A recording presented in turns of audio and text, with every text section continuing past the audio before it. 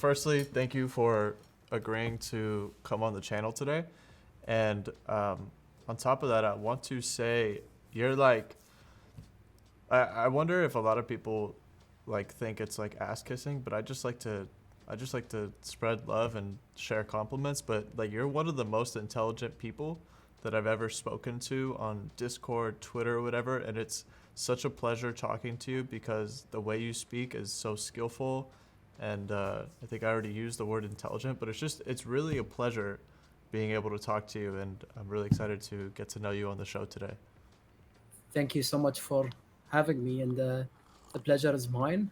I will reciprocate and say that you have been equally pleasant to talk with, and I appreciate you having me on the show. I've always been watching your show since you started, and I've always enjoyed the content you've made. So I'm super, super happy to be here with you.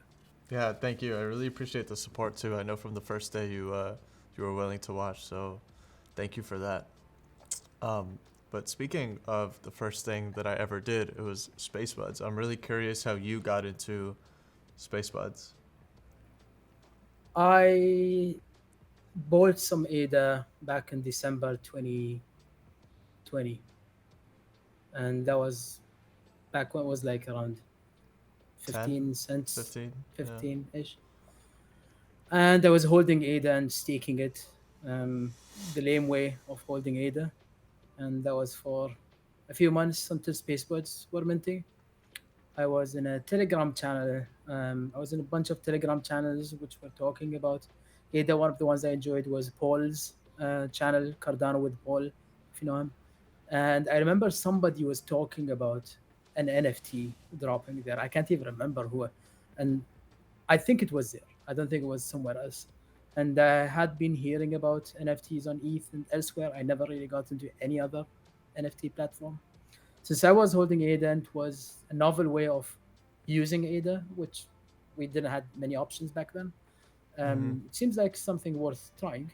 So I went and minted a few of them, and the experience was very pleasant with the rocket The ship and all rocket that. ship, yeah. Was really cool, and it also triggered some of my let's say um, pleasant emotions of buying something, figuring out what you got. They seemed Yeah. very unique. Each one has a Yeah. different element to it. We didn't really know what the rarities look like. Obviously, I didn't even have any context on what the collection looks like. I had very little experience in what to look for because I've never done NFTs before that. I've done collectibles and stuff, but not to a very big extent. Yeah. I ended up minting maybe 10 or 15, and then I was like, okay, that's enough. That's foolish, and that's okay. And then that was at 50 ADA or 60 ADA, and then Yeah. I think I stopped for like half a day, and then And I noticed. what was Yes, it in you that was like, this is foolish? Because I mean, at that point it was only a few $100s. and I had a decent bag of ADA, Right. and I don't know, it just was like, what am I buying, and am I just it Right. was Am I that just normal. throwing Ada in the trash? Yes, into, yeah, exactly. I was like, Yeah. I don't know, and it was did not seem sensible at the point because I Right. didn't also get it really yet, and I was just trying it out. Totally. Totally. And by the time it was reaching about 80 or 90 ADA, I was like, wait a second, these are gonna sell out, and the FOMO started kicking in.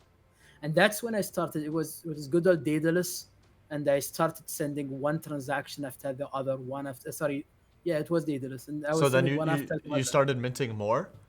I Is that what started you're minting saying? more at Yeah. 90 and 108, and I was like, I might regret this. I'm buying at the high end. These are like 98, and people bought Yeah. these at 10. And this Yeah. sounds like a bad deal, but you know what? I'm gonna get 9x. these. Yeah. Yeah, yeah. And so I minted about 40 more, and ended up at about 50. And Wow. and and and yeah, that was really good. I didn't get anything rarer than a shark, unfortunately. I did get a bunch of nice 7Gs, including my shark and the tiger, which I really like. You have a 7 gadget shark? Yes, yes. Wow. Umbrella, flowers, one. That's right. And I then think is that the one with the brown camo suit? no. Um, does he? I need to go and check, but I don't think so. I think it's blue. Because I feel like Um, I've seen, your profile picture with a brown camo shark. I remember the umbrella and the flowers. Yeah, totally. But then there's a tiger with the umbrella and the baguette, and that's the other one I really like.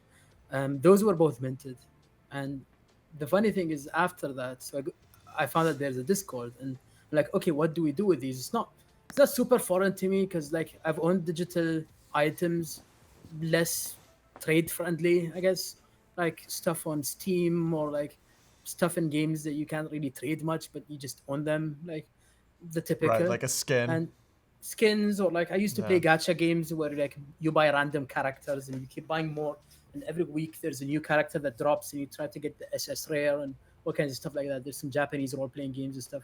So I'm kind of used to throwing money at stuff that has the pleasure of getting a collectible, Yeah. but I didn't see the other aspect of it that you can actually do a little bit more, and there's a community element. So I jumped into the Discord. There was a very, very nice, friendly bunch. There's people who are obviously more experienced. They sounded like they knew what they were doing. I wasn't one of them. And then I started seeing some silly trades, like somebody was buying a bull for like 5,000 ADA. I'm like, what are these crazy guys doing? Why are they throwing this money? Okay. Yeah. And then I see one go for 12. I think there was a dino that went for 12,000 or something. And then there was, I think, one more for 20. I'm like, these guys are spending crazy ADA, and these guys are really silly. And that's when I started to look at this, and I noticed some people were getting scared because they bought them for like 50 or 70 ADA and they wanted to sell, and people, but that's where it clicked. That was when it started clicking, and I got those very, very cool playground trading card kind of vibe, and that's where I started to feel that Right. this is one of the values of these NFTs and this technology.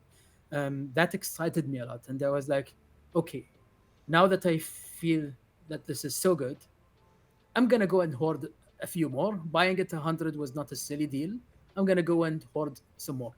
So I go into the trading channels. I tried lowballing at the beginning. I didn't really know how the game worked, and then I realized that that was a bit silly. Then I figured, okay, then maybe the value I get is by asking people to buy bundles. So I went and kept asking people, can I, anybody interested in selling a bundle? I'm gonna buy them at 100 ADA each, Mm-hmm. and some people who bought lower were ready, but very few. Yeah. So I think I bought like a 20 bundle for like maybe 150 each or 200. Yeah. And then a day or two after that, Charles Hoskinson acknowledged Space Buds by He had saying he's the going to podcast, right? interview.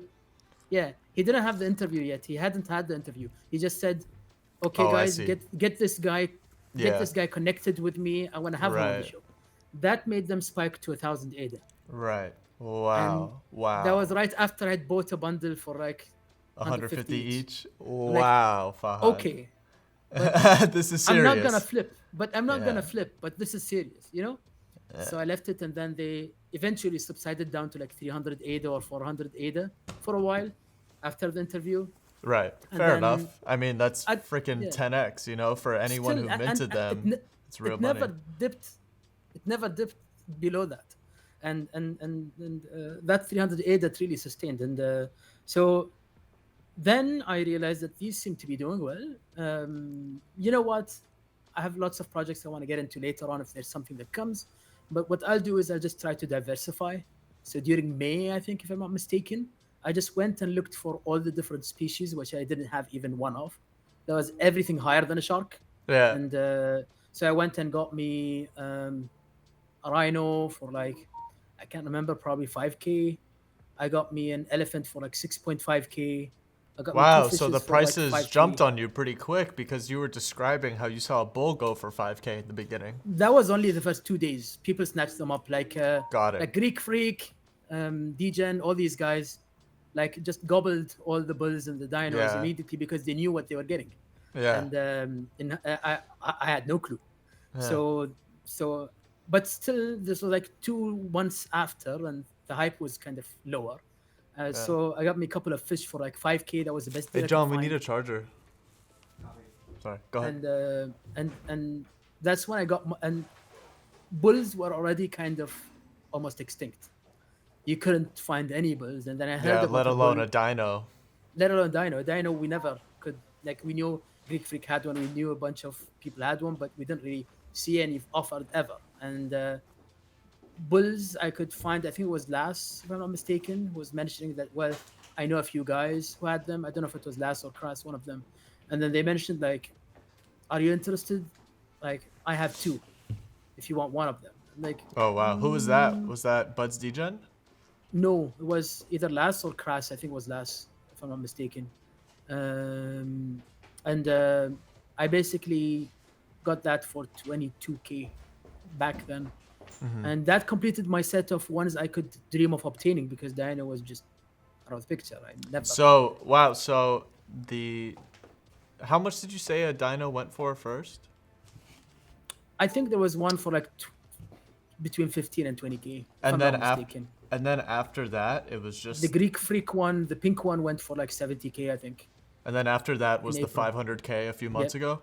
yeah, that's all. Wow, Yeah, wow. yeah. So there's only, I just want to spread this out for the viewers, but there's only 8 dinos. The first one went for roughly, you said what, 12K, 20K, Somewhere around that range, if I somewhere remember around right. that. And then after that, you said 50K, 70K, 70K. So roughly 12 to 20, then 70, and then 500.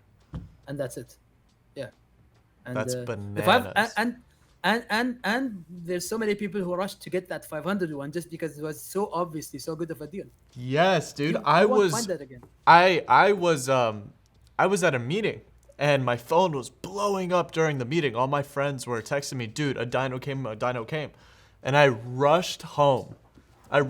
I probably broke a bunch of traffic laws and walked through my door. As soon as I sat down at the computer, I see the sale on my phone. Freaking 500,000 ADA. And I think Cardano was easily, it was like $1.50 at the time. Yeah, yeah, yeah, yeah. Yeah, Around that. it was at least $1. So half Yeah, $1,000,000 like that. It was within an hour or two. yeah, And yeah, that was crazy. yeah. That So was crazy. yeah, You know, like I really didn't know where I felt that in my gut. I wasn't sure if it was gonna go like that. And I really had no idea what was gonna happen with that because again, like, you know, like you said, it could have gone like that, or, you know, it could have sat on the market. It's still a lot of money. yeah. So The market was also maybe the higher end buds were a little bit more liquid. Um, I think now is or has been it has been the time for the low end and middle end to kind of catch up a little I bit. honestly think the only reason they were liquid is because I was fucking buying. Could be. I Yeah, think that was really the only reason. I looked through my buds collection recently and I was like, man, I really collected a lot of high end. And honestly, I do want to share with the audience and just say it out loud too. If I could have done it differently, I probably would have gotten more nice floors mm, because at least from an investment standpoint, and then just collected what I wanted to uh, for fun and for, of course, investment purposes. But yeah, I got like adrenaline and excitement of owning 3 bulls. And I will say that like I have no doubts that it'll pay off eventually, and I have no doubts that like I represent it as the bulls of the blockchain because that's how I believe it. Like these are space bud bulls. Like I don't care what fucking monkey you have. I don't care what Kong, what ape you have. These are the bulls of the blockchain, and that's why we're all here, because we're yeah, bullish. yeah. I So I I mean, obviously, I'm biased because I have a bull, but yeah, bags aside, I yeah, think they're so iconic. I think the dinos are super iconic, but the dinos are also extinct like dinos are. yeah, And then I think the bulls are just as yeah. iconic. And And I they think that look amazing. And I mean they really are so rare. Like they're probably desensitized to me because I have one. Um, but I remember when I didn't have one, and I would look at it like a holy grail, you know, and because it it is. is, and Yeah, especially when Cardano becomes more recognized by the public as opposed to just us nerds, um, it's really gonna be It's really gonna be something serious. Yeah. So since you brought up Spaceballs in the start, I'm just gonna continue until the next one. If I go on forever, it's gonna be forever. But I'm gonna go at least for the next one because it's a very interesting continuation. So then the next drop would be Cardano Bits, Yeah, go. and Cardano Bits was hype because Spacebot sold out. Like the floor was a minimum of 3x, and everybody realized that there's a hype. And then Cardano Bits started by slightly messing up some data or showing some stuff that didn't seem right before they started minting. And then basically Alessandro stepped in and said, "Hey, you're not doing the metadata right. It should be like this instead." And we were kind of really hoping that would be done right. So then Alice stepped in and kind of supported that in terms of metadata and standard. Obviously, there was an interest in standardizing as well. And then the drop happened.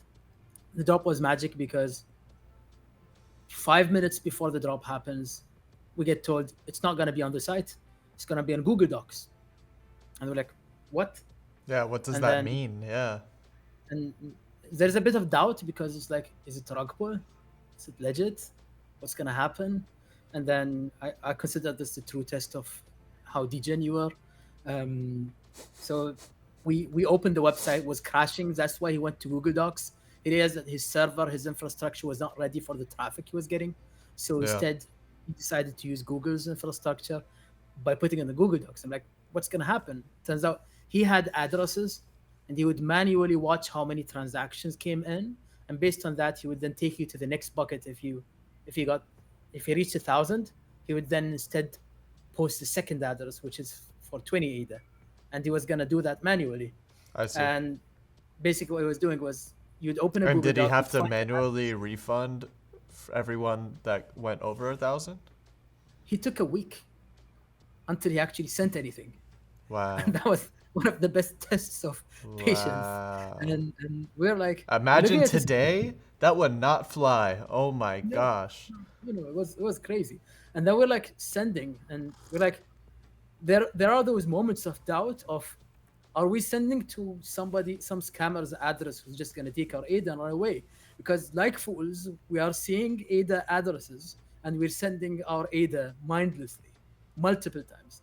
Yeah. And after seeing what SpaceBuds did, I personally foamed in super hard. I minted like 150 of them or something. Yeah. And I was like sending and sending and sending and sending and sending. And at moments I would look at the Discord, the Cardano based Discord, and people were like, "Oh no, I'm not doing this." And somebody said, "Well, I just minted like 5. Am I crazy?" And some people, and I'm like going into the 100. I'm like, I don't know if I'm stupid, but I'm doing this. Yeah. And I believed the guy honored his word. In a week or so, we all got our Cardano bits. I didn't get a zombie, which was the rarest. I had seen dinos do so well, so I really wanted to do that.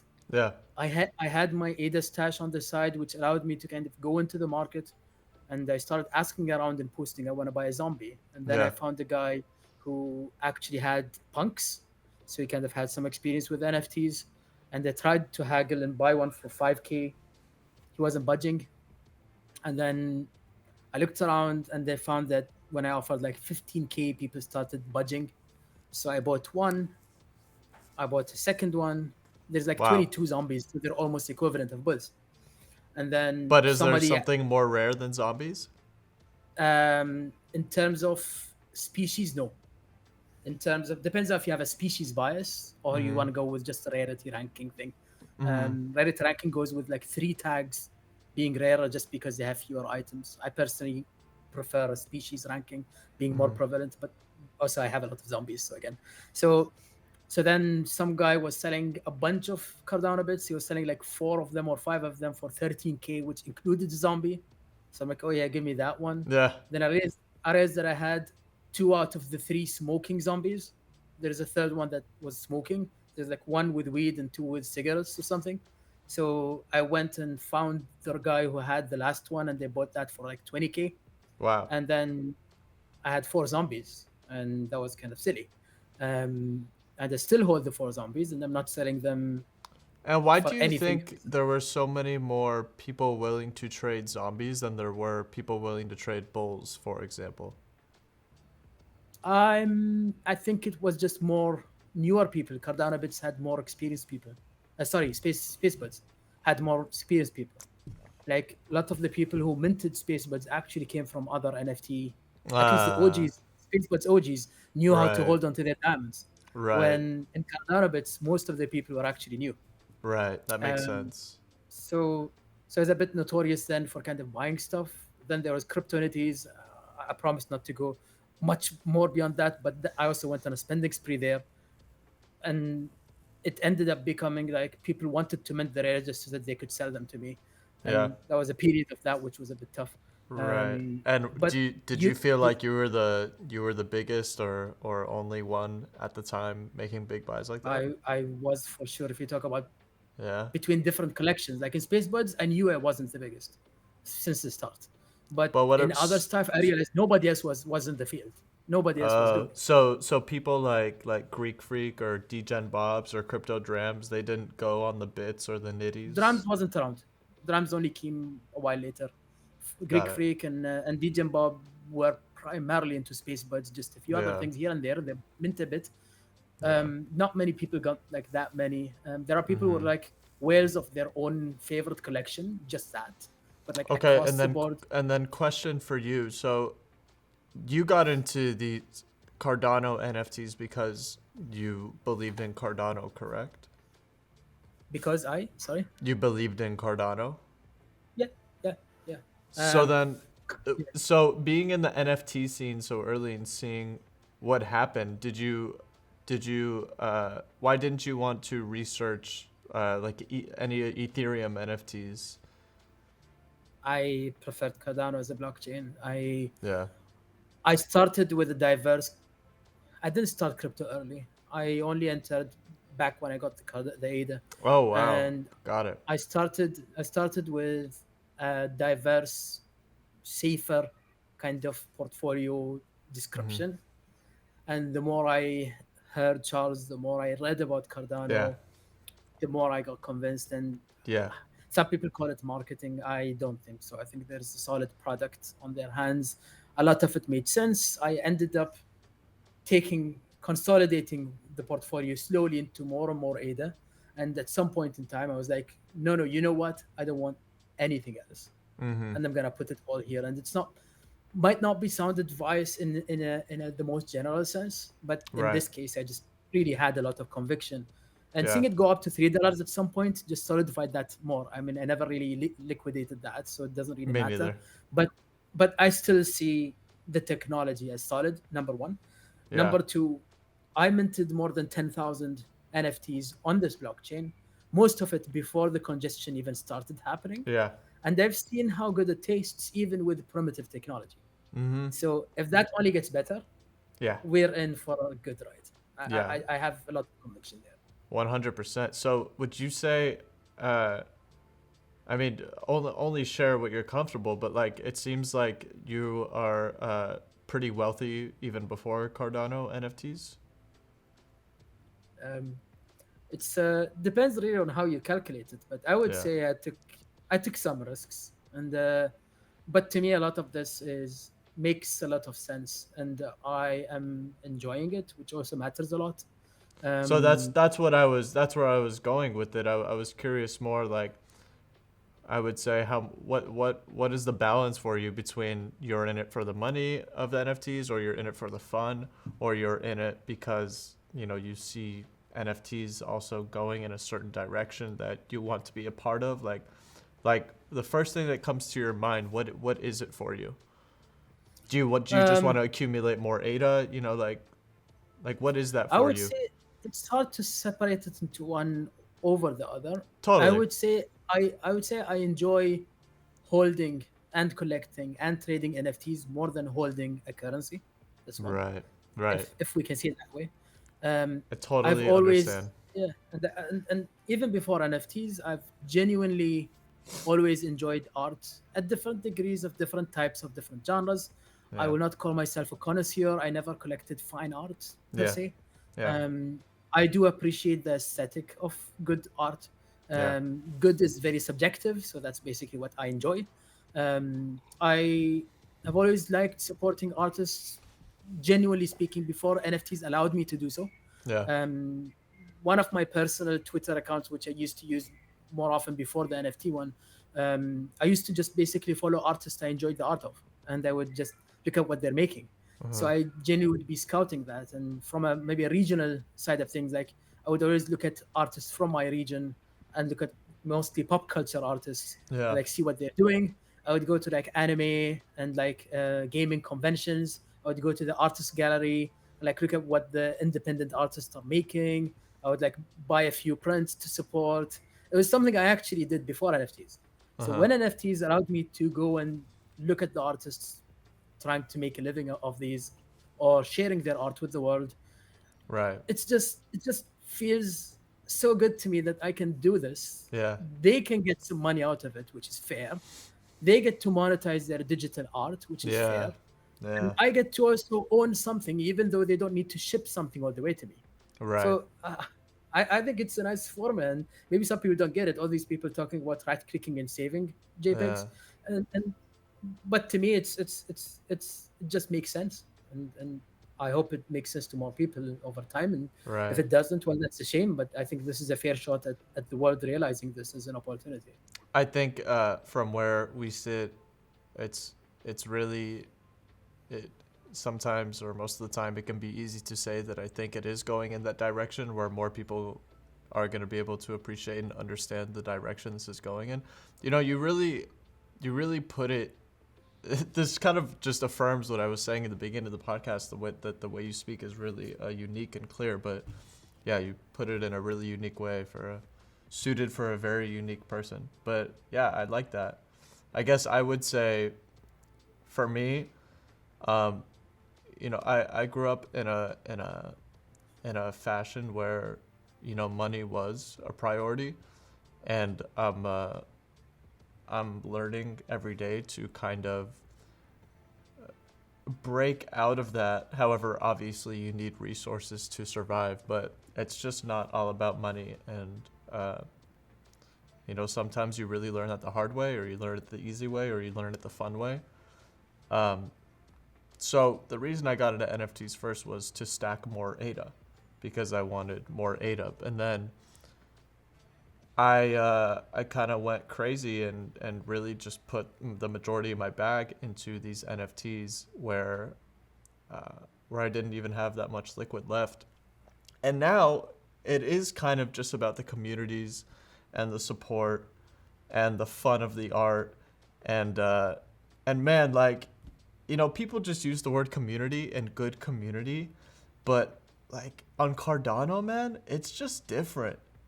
Like, you cannot get these same kind of communities almost anywhere. Like, even something as simple as, like, right now, if I had to take my car to a mechanic, I could go into 10 different discords and say, hey, does anyone know a great mechanic in whatever city? And like, I will probably get a response. And you could do that with anything, with everything. And you are literally connected on the whole planet. Like, I have friends in Brazil that if I wanted to go to Brazil, they would take care of me.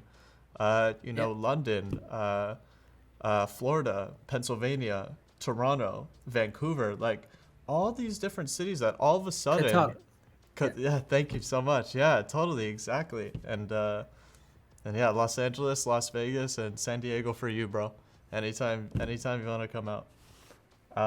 It's just thank you. it's really fucking crazy, man. Like, that is priceless. Like, that is really almost priceless. So to buy into these communities and be vulnerable enough to communicate and make new friends is definitely, and I don't think that's ever gonna go anywhere in Cardano. Um, Meaning, let me rephrase that. I don't think that's ever gonna go away. Maybe on the biggest projects where it starts to get flooded with like really wealthy people, maybe. However, we'll see. But I think that's all part of Cardano's ethos and all part of Cardano's way of life. I think it's you're absolutely spot on there when you talk about community, and I think there's multiple sides of it. I think one side of it is the technology and the approach, and people who end up choosing Right. this technology kind of filters through the different objectives of what people kind of think. So, for example, something that makes a lot of sense and it attracts other people who kind of have the same thought process is just kind of brings all these people together with similar mindsets Yeah. of what is sustainable, and I think that's really healthy. I think the nature of the volume of ADA, the number of or the market, let's say, or circulating supply, and the fact that there's so much of it, also means that it's meant to really be spread out to many people, Mm-hmm. and that Mm-hmm. also kind of helps there. And Right. the whole, let's say, I won't call it philanthropic or like charity aspect is not really that, but the mission of reaching out to all parts of the world also brings out that good nature of people and goodwill of people connecting Yeah. and accepting people from all around the world, and kind of Yeah. brings them also together, where there's much more acceptance, as we can say, of different cultures and people in different backgrounds. You find things about enabling Africa. You find people from all kinds of developing countries, etc., Yeah. who believe in Cardano just because it carries that dream, and one could argue that this is a marketing element which would actually make it helpful in that regards, Mm-hmm. but it also is genuine. Like, look That's at what the I was about to arbitrage it say. has opened.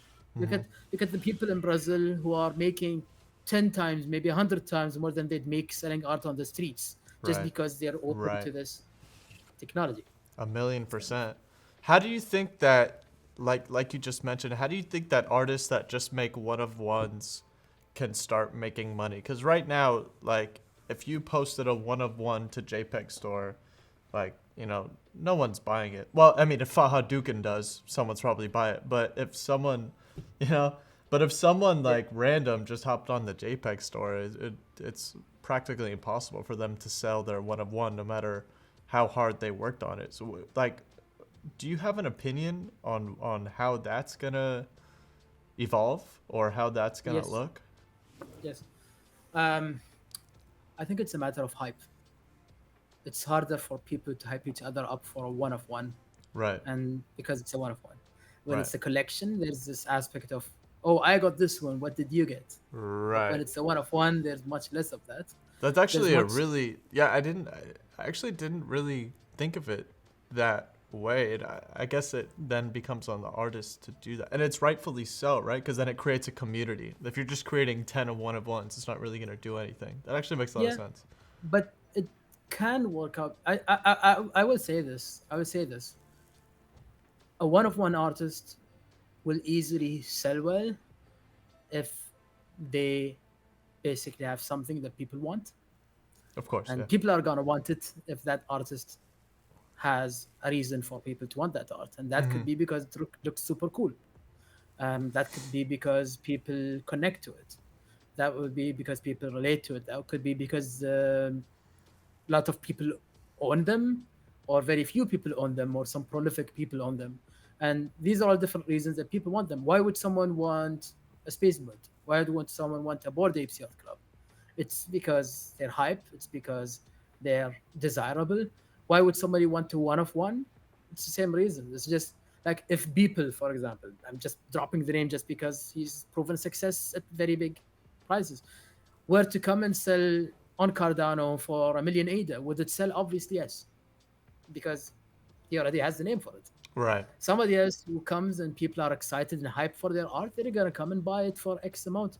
Right. If something doesn't sell, it doesn't mean the art is bad. It just Right. could mean that they haven't connected with the right buyer for it. Right. Maybe Or they the just, community, yeah. or the community. It could be a single person. Sometimes just that person wanting it, they're gonna buy it. It's like having your art displayed on in a gallery somewhere. It might be a year or two until somebody likes it enough to buy it at a certain Right. price, which is normal. You just don't expect the hype of a collectible because you're not really building that. You're building Yeah. something different. That's That I think really that's a shows fair you assessment. how important community is. Yeah, 100%. And if there's, I also say this, like I've been asked by artists before, like, what would you suggest if I'm getting into NFTs? And if somebody's like they're often called one of one artists, or I would call them more the painter, or kind of Mm-hmm. like yeah, one piece kind of individual piece. I would say number one, it makes sense, but this also, by the way, applies to any artist. And I'm not one to really tell artists what to do, because obviously every artist is Yeah. what their mind tells them to do. Yeah. But from a I would say what has really stood out from different artists across centuries is an artist usually gets known and shown in galleries and places when they actually have a unique style that kind of tells. They're not gonna every time have a completely different style. They might have years of certain style and then transition to a different one. But if you go and get a Magritte, or if you go and get a or see a Pablo Picasso somewhere, or go see any of those, a critic or somebody who really looks at that art and appreciates it would probably be able to tell Right. this was this guy. And the same applies to artists. If you have a consistent style that people like, then whenever you make new pieces, people are gonna want to have them because they appreciate that style. Right. You got smaller artists, but then I think it's also expectations. Um, some of the artists also expect that if some certain collectible reaches a sale price of 50,000 or 100,000, then why doesn't my finer art, which I spent more time working on, not sell for that much? It's not really an equation of effort put into money made. It's Yeah. nowhere close to it. Yeah. It's a whole different side to it. So I would not like. I think it's fair to be frustrated because you see a certain amount of money being thrown somewhere with not Right. towards you.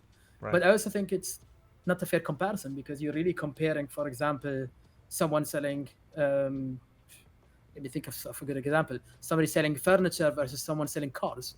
You're not gonna go and say, "Oh, why is someone buying Lambos for 1 million when they don't want to buy my really great sofa, which I put so much effort in for Right.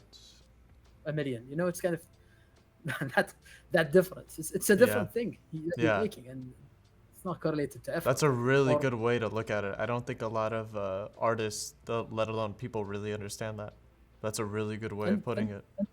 and I think we are partly to blame because we put all NFTs in one basket, making people think that they're the same. That's so I true. wouldn't call NFTs a category. NFTs are a technology, and Right. it's not a category. It's not even a product. NFTs are a technology. The product could be a collectible, it could be a painting, it could be a music album, it could be anything. It could be a game collectible or a game item. And comparing one NFT to another is, I don't know, it's just not fair to compare them there. The only common thing between them is the fact that they're using the same technology. And I think that's where we sometimes put them all in the same. I mean, they can all be sold using the same marketplace. Well, that's Hmm. fair, but they're a different product. They're a Right. completely different product. How would you So that's describe space buds to someone? Like, why? How would you describe their significance to someone? they are a historical collectible when it comes to collectibles on Cardano, Yeah. and I would say there are a few things that Spacebuds did right, and they maintained that position Yeah. and being one of the few that did it right Yeah. since the start and maintained it for maintained that throne basically for a long time until others started to do it right. And that's very telling in my opinion. I think there was a lot of great thought put into them. Number one, they were one of the only projects within the first 3 4 months to actually pull off a great buying experience Right. despite the Simple. limited technology. Yeah. Yeah. It was just very enjoyable because they Yeah. had the script with the dust and it didn't break. And you could say they were lucky because there was not that much traffic, which is true. But they also didn't have to make it this beautiful, and they did. Right. So they made it in a way where you see a rocket and you see an animation and you get a product reveal. Yeah. Yeah. If this hadn't been so beautiful, it wouldn't have sold out. And if it Right. didn't sell out, Cardano NFTs probably would not exist today, or not at the same. Wow. I'm Wow. I'm not saying that like it's I would say a risky statement to make. I see where you're Um, going with that, though. It really set the but tone. sentiment, yes, yes, yes, and I wouldn't say that the technology would not be possible without Alice or Spacebuds, and I'm not saying maybe somebody else could have done it, but I would say the fact that this first collection actually did so well, I'm pretty sure propelled the whole, let's say, industry on Cardano. Yeah. And the second thing is, I think they did rarities very well. Very I don't think well. they Very and well. Very I don't well. think they did metadata very well, but we let that slide. Right. Okay, but I think they did rarities very well, and they maintained a very decent. What would you have done differently on the metadata? Not to say that your way is right or wrong, but what would you have done differently? Metadata is supposed to tell people enough information to be able to reconstruct an NFT without having the image. With That's I Spacebuds, you really can't. like that. Wow, I You love that can't. description. I don't think anyone really. I don't know how many people think of it that way, but you are so spot on with that. It's supposed to be. It's supposed to be like, if I had every different element in a folder somewhere of images, Yeah. then just by having the metadata, I'm supposed to be able to So, but do you reconstruct. think that the extended metadata Still not fixed? complete. Really? Still not complete. But Like we don't have the it has separate facial color. expression. It has color, left hand, right hand. Maybe I'm mistaken, but what I remember is that there was something missing. I don't know if it was like the back tube or there was like some other Oh stuff yeah, that there is the back tube. maybe What it's else? there. I might be mistaken, but I think it was still not No, there's no back perfect. tube. I've never seen the Yeah. back Okay. tube on the metadata. You're correct.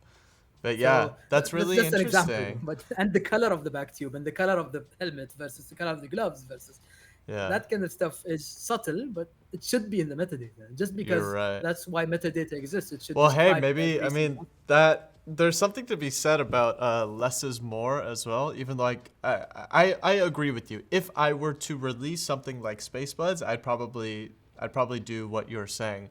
However, for new people or for people just trying to understand, the simplicity is kind of has its positives as well. It It's has its literally charm. It has its charm. It has its charm. yeah, And I think it yeah, depends also on your intention. Like I say this with the pure technical direction of metadata fulfilling its purpose of right, being the data that describes the NFT in right, all details. But there's the other way around it, which says basically it's up to you to figure out. Like I just learned that Beyond Rockets had some secret rares, which I didn't know about until I read a thread today, where there were one of one secret rares in the Beyond Rockets collection, which never really mentioned it in the metadata. mm, And so that could be another way of seeing it as you can actually do stuff that you don't mention in the metadata. It's really up to people to figure it out.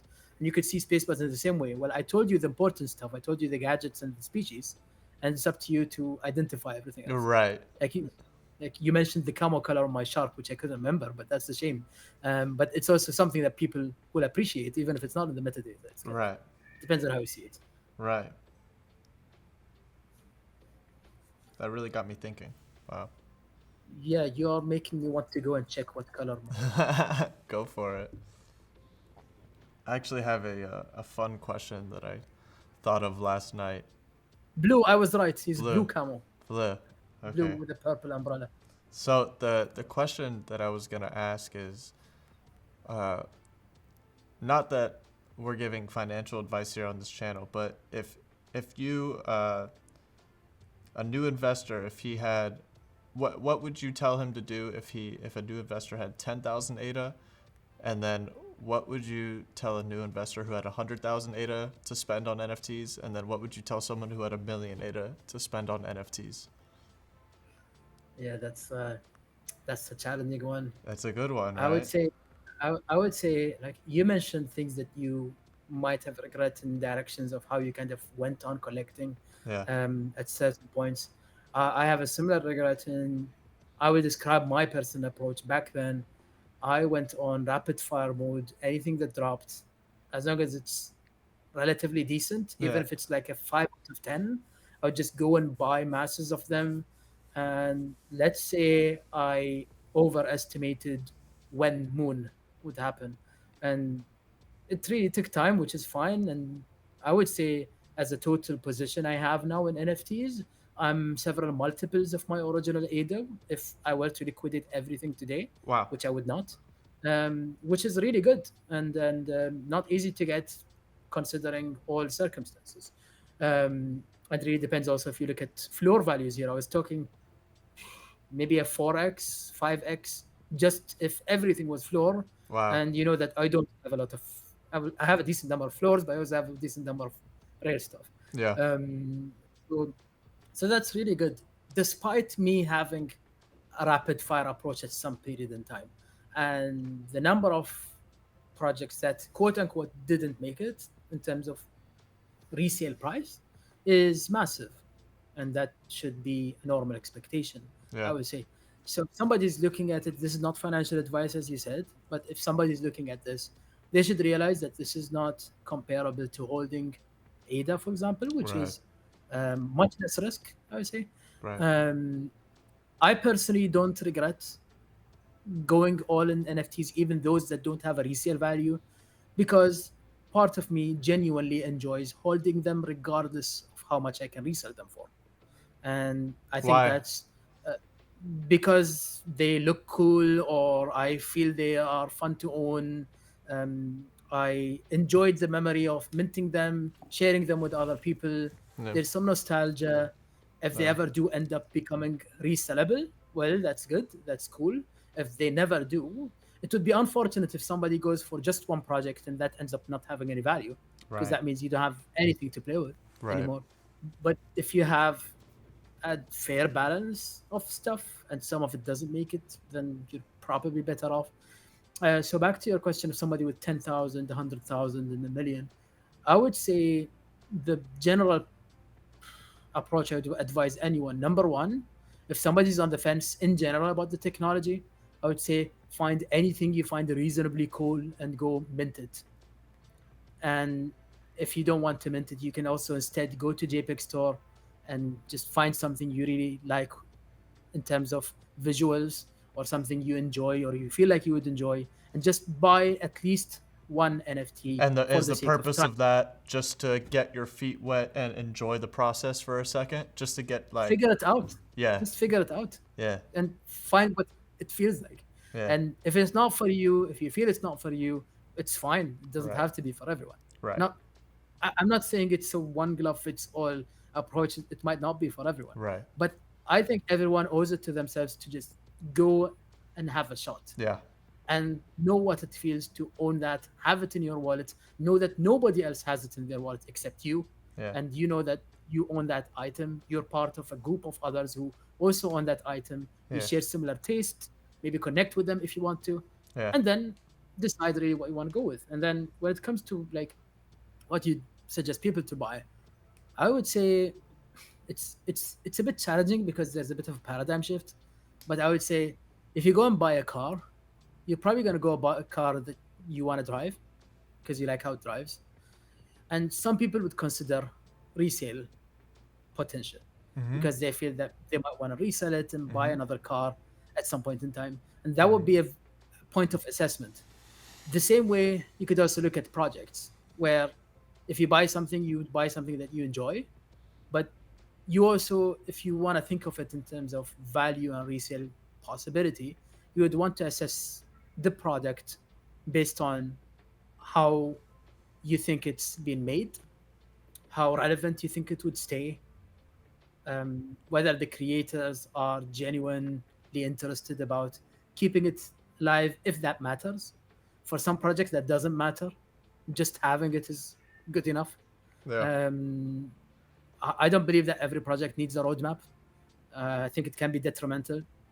I think a project not having a roadmap is better than a project having a shitty roadmap, or an unrealistic one, or Right. one that they can't pull off. I think they're better off not having one.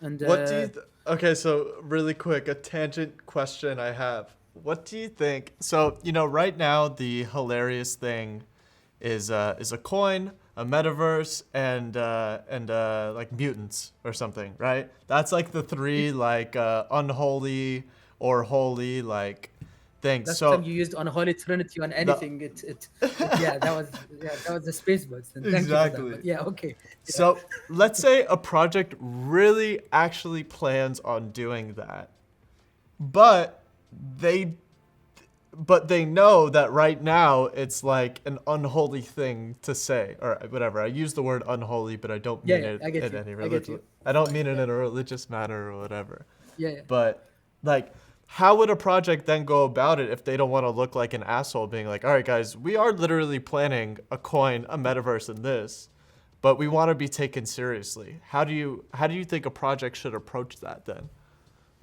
If they genuinely have plans to do that and they have good ways to do it well and do it right and they actually think they can pull it off and they owe it to themselves to actually pull it off, I would say just go ahead and do it.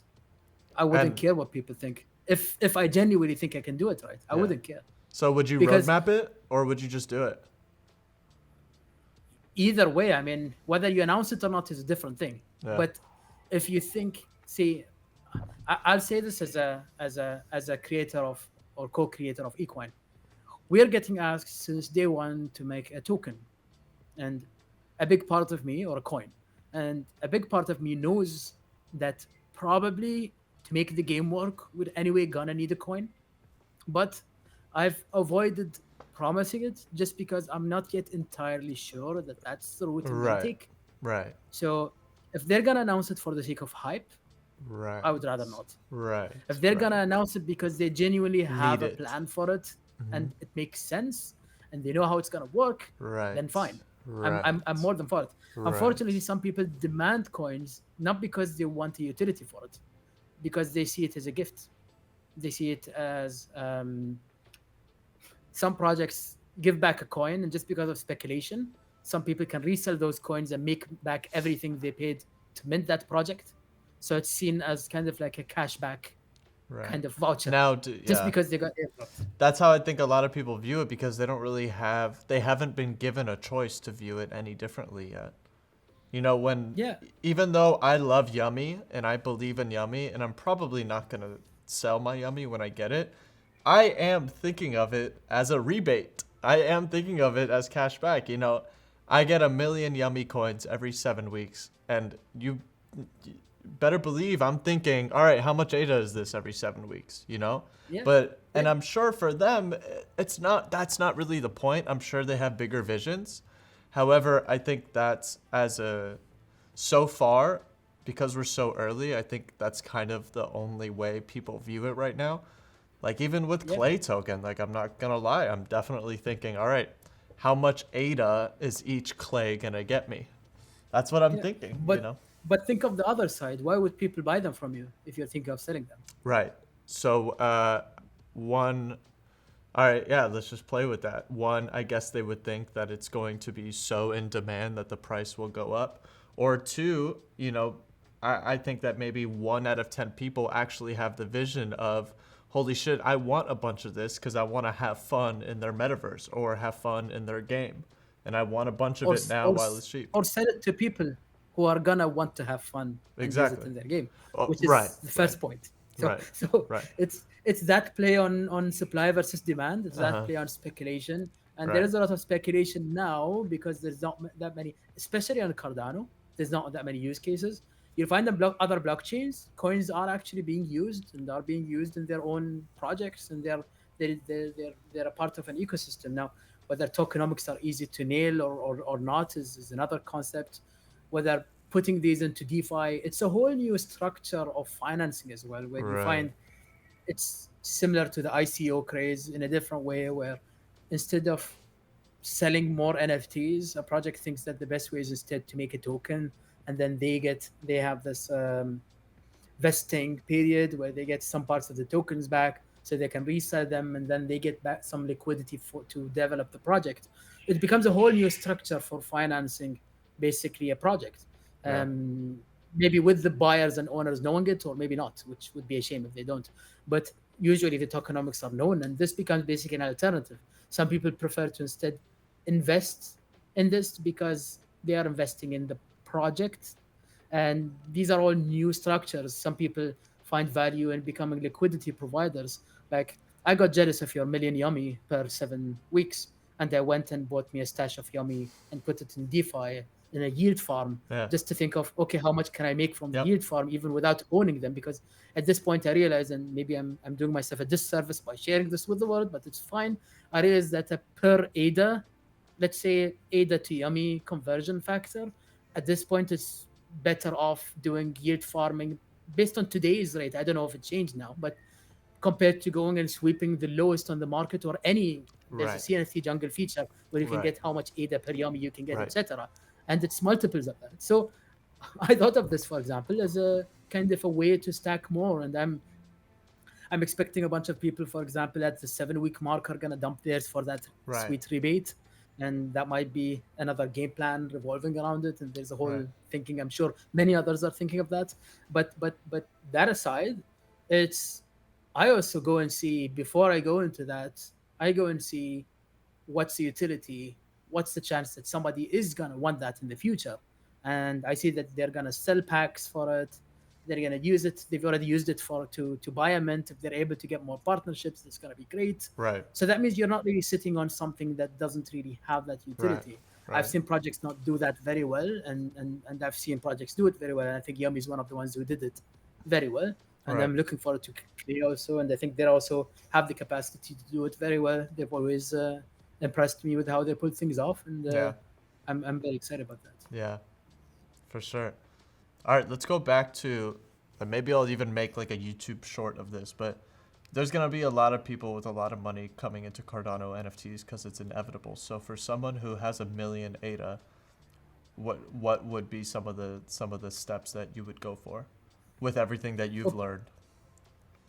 Okay, with everything that I've learned, number one, I would take at least 30 to 50% of that and put it into.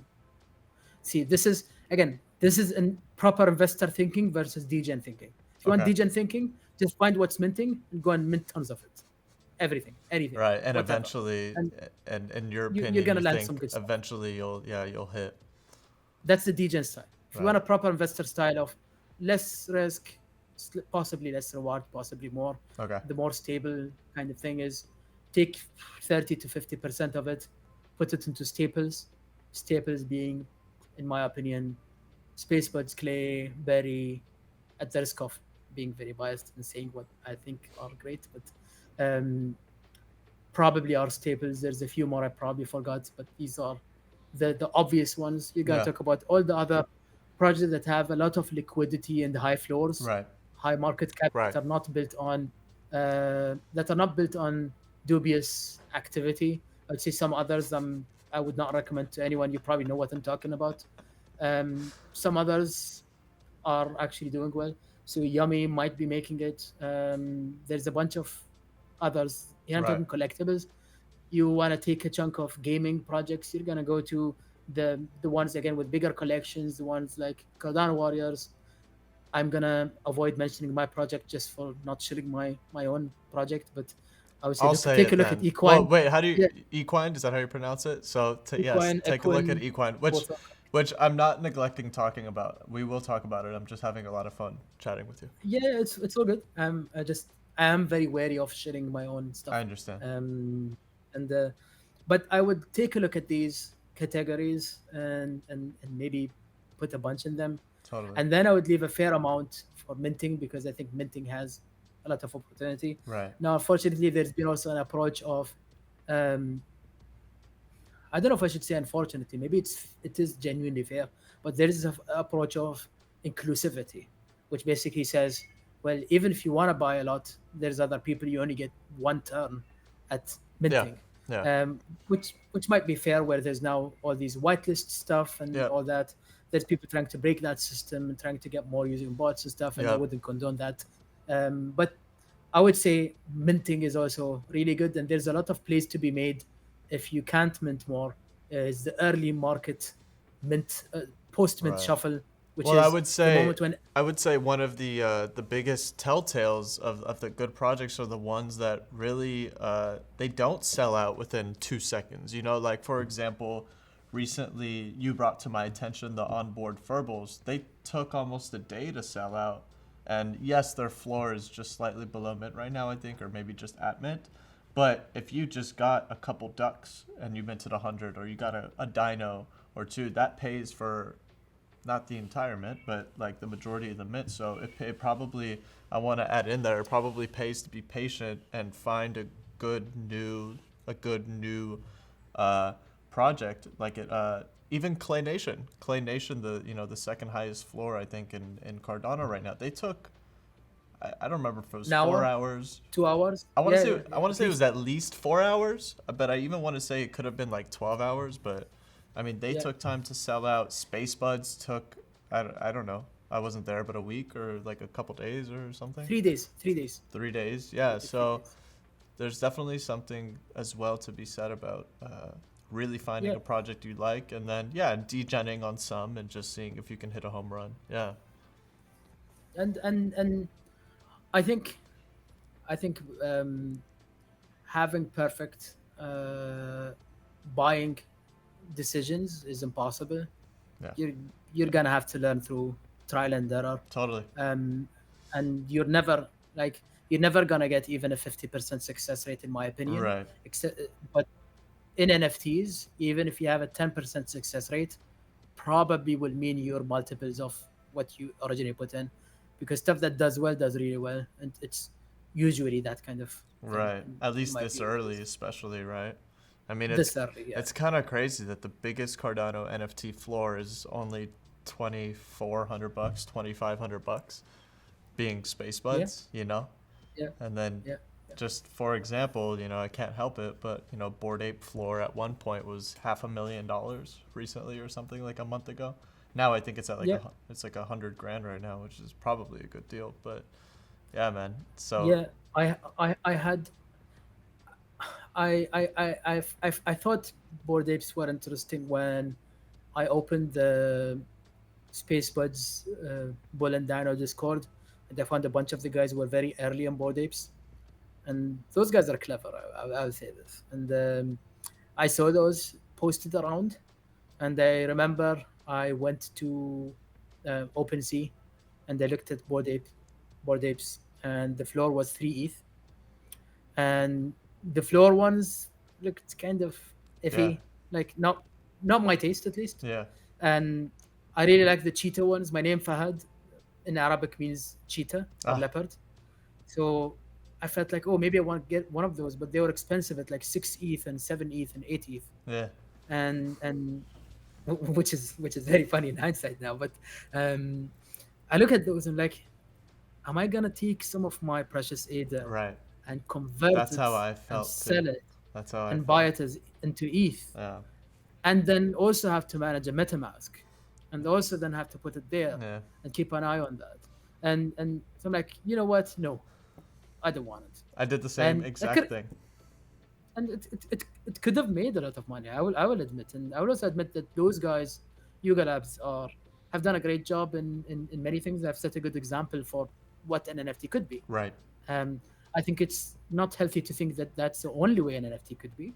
Um, I think people should always think out of the box and think of what can right, be done and what should be done. And right. I think the sky's the limit. But Like you said, there's there's a Lamborghini, there's a couch, there's a house, there's a building, there's a like NFTs are not just art. NFTs are not just board apes and collectibles, tokens, yeah, and NFTs. We probably haven't even scratched the surface. yeah, Yeah. yeah. I believe in that. And yeah, like you said, I also have the 500 group of friends, which we're honored to have you as a member of as well.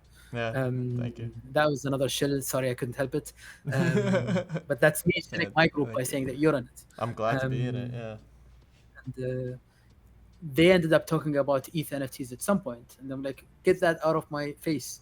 And then, but there's a lot of people I respect who are still in that, so we end up making a sub channel, which is Yeah. called ETH NFTs, which it's a win-win because they get to talk about it and we get to not see it. But Totally. there is a fair argument. Many of my friends who are in that, and some who I really respect the opinions of, Yeah. Me um, too. have said that there is a very, let's say, ripe field and full of opportunities there, and the dynamic teaches a lot there. But Yeah. the comparison is also very interesting, Yeah. like to see. I don't know if we should consider that Cardano NFT's future will be what ETH is now, which I would hope not. I think we have even better futures to look forward to, but it's still It's built on a different foundation, right? So it's bound to be different. Yeah, but it also tells you a lot about how it could be if there was more volume, which is just Yeah, enough. that's a So, given, right? That's a given. Even oh my god, it even trips me out how much volume Solana has when it even has a lower market cap. I don't really understand that, you know? I don't yeah, get that. But whatever. It doesn't concern me. It's just it boggles my mind. yeah. Well, yeah. I mean, I think it's a matter of time until people are convinced, or not even convinced. I think most people who don't get it never really got the chance to look properly at it, or have not had the benefit or opportunity to actually hear about it from a sane, let's say, well-grounded perspective of what it is. Hmm. And it's not easy to deliver the message in a sea of noises. Um, I saw this Nickelodeon post about NFTs, and there's this guy who's talking about. Um, there's this whole movement of artists, which is very mind-boggling to me, of, let's say, traditional artists or even digital artists who completely reject NFTs because they still genuinely think that they are pure evil, and they think that the NFT industry is an industry of scammers who steal other people's artwork, Yeah, and they think that it's a pyramid. that sounds like Bitcoin skeptics from 10 years ago. It's like the same Exactly. cycle, Yeah, same yeah, yeah. cycle. And no, just because some artists ever got scammed, then that reverberates. Yeah. Other artists hear that their art has been stolen, and that gives a bad vibe. Yeah. But the fact that the technology allows people to steal your art and resell it doesn't mean that the technology is bad. It just means it's so enabling that people could go and sell your stuff, and you could just reject the whole technology and think it's evil, Right. or you could instead make a name for yourself and you go Right. and sell yourself. So, That's it's such an amazing point. I think about that every single day. It's kind of like if you can't beat them, join them. Kind of.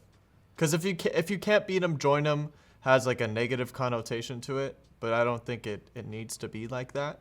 However, that's I don't know, that's the best way I can describe it, but I think about that every day. It's like it's not a it's evil if you allow it to be. You know, if you let the algorithm take over you and then like you blame the algorithm, well, it's like the reality is if you understand the algorithm, you can stay away from it and, you know. yeah, and my mantra about, or let's say my manifesto on NFT technology is very simple. I think it's a very easy way to explain it to laymen, and it's a technology that allows you to. So let's talk about digital items or digital assets, and it allows you to very easily publish, sell, and distribute digital items. That's all it is. Yeah. It allows you to publish them by minting them. It allows you to sell them by doing a vending machine or a sales platform. It allows you to distribute them because the blockchain lets you send those directly to people. And that's all it is.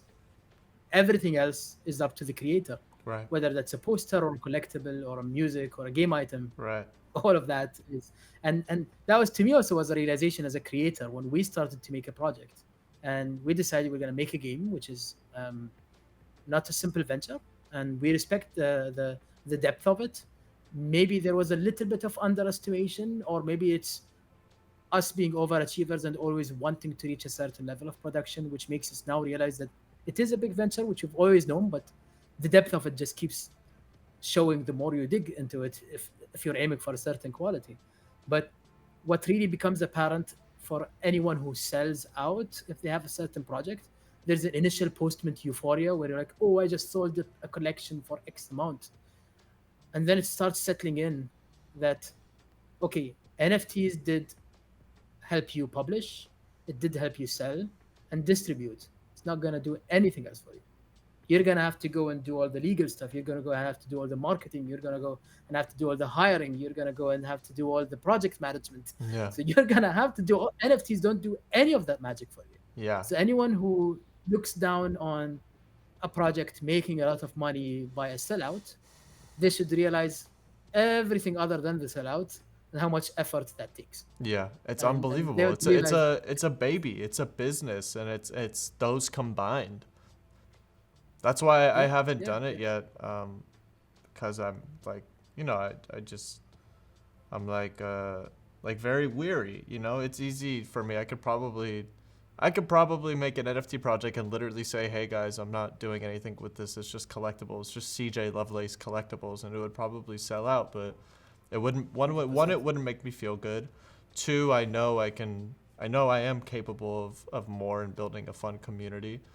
And yeah, I don't know why I listed one and two, but like that's why I haven't really pulled the trigger yet. I want to build my own community. However, I want to do it right, and I don't want to fuck it up, and I don't want, you can't control everyone's feelings, but I want to have the best intention with it, and yeah, and of course, if along the way I can make people happy by making them money, and the thing is, it's funny because even if you make someone money with your NFT project, if you have something real and good, they don't really want to end up leaving. They always end up coming back anyway. So it's not like a Ponzi because it ends It's up, or hard to it's, sell. It's hard to sell. It's hard to sell. I have so many profitable NFTs which I own, and it's so hard to liquidate anything just if you because love it. I Yeah. love them. I Yeah. genuinely love them. Yeah. It's Yeah. super hard. And there's ones like Fahadouken 3D, my 500. Like the floor reached like 10,000 or maybe it's more now. But Is it would I really? imagine ever selling it? Like no, you know, Yeah. I can't. I just I would never be able to. But the funny thing is that's because it's my own. But there's so many other guys in there that also Yeah. feel the same. They just it's one of the last ones they would ever consider selling. Wait, And there's so stuff like that. But there's the yeah, Fahad 100, the floor is like 10,000 on those? yeah, yeah. Oh wow. And I think I yeah, have one, right? yes, yes, Wow. That's yes. crazy. And And that's the thing, like there's 100 of them. Yeah. and even yeah, and even you telling me that, like, it doesn't, even if you told me it was 100,000, I would be like, well, I don't know if I want to sell it, you know? Yeah, yeah. It's So that's there. And then yeah. I think the other part is genuinely as a creator, I think we should always be very clear. Like if people make money by reselling the items that we create, well, that's good for them. But I think that should completely be decoupled from the creator's responsibility. Because if the creator is genuine in making what they're promising to make, then they're doing good. If the market decides to value them differently because of the market or because of any real reason, I don't think that the creator is doing people a disservice. As Yeah. long as they're being genuine to themselves, meeting their promises. Because if we keep putting that expectation, it can be very tough on any creator. Right. They start to have to live with the stress of keeping the floor up, keeping the floor healthy. I think a healthy creation should not really be linked to that in any way. It might be a nice metric if you want to check your marketing, make sure it's in place. But I would not hold any creator liable for resale value of the product Right. because nobody ever does that.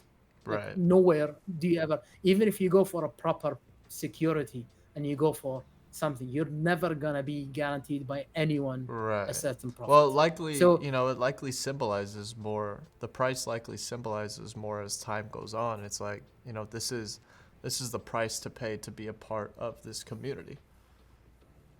yeah, Yeah. yeah, yeah. It could translate into that. It could be completely speculative as well, where it's Mhm. a certain amount because people Yeah. think it's gonna be even better, and Right. it's hard to really call out the peak because some projects keep surprising you by doing better and better over Yeah, like time. yeah, S- like yeah, exactly. Like Bored Ape. It's never a good time to sell because it doesn't stop going up. Yeah, and in my opinion, and I'm gonna say this here, Clay, they they keep surpassing expectations with Yeah. what they're doing, and it's hard because at some point a peak is inevitable and it's natural, Yeah. but it's just hard to It's call just out. fluctuation at that point. Yeah, It's and kind of and amazing. yeah, Just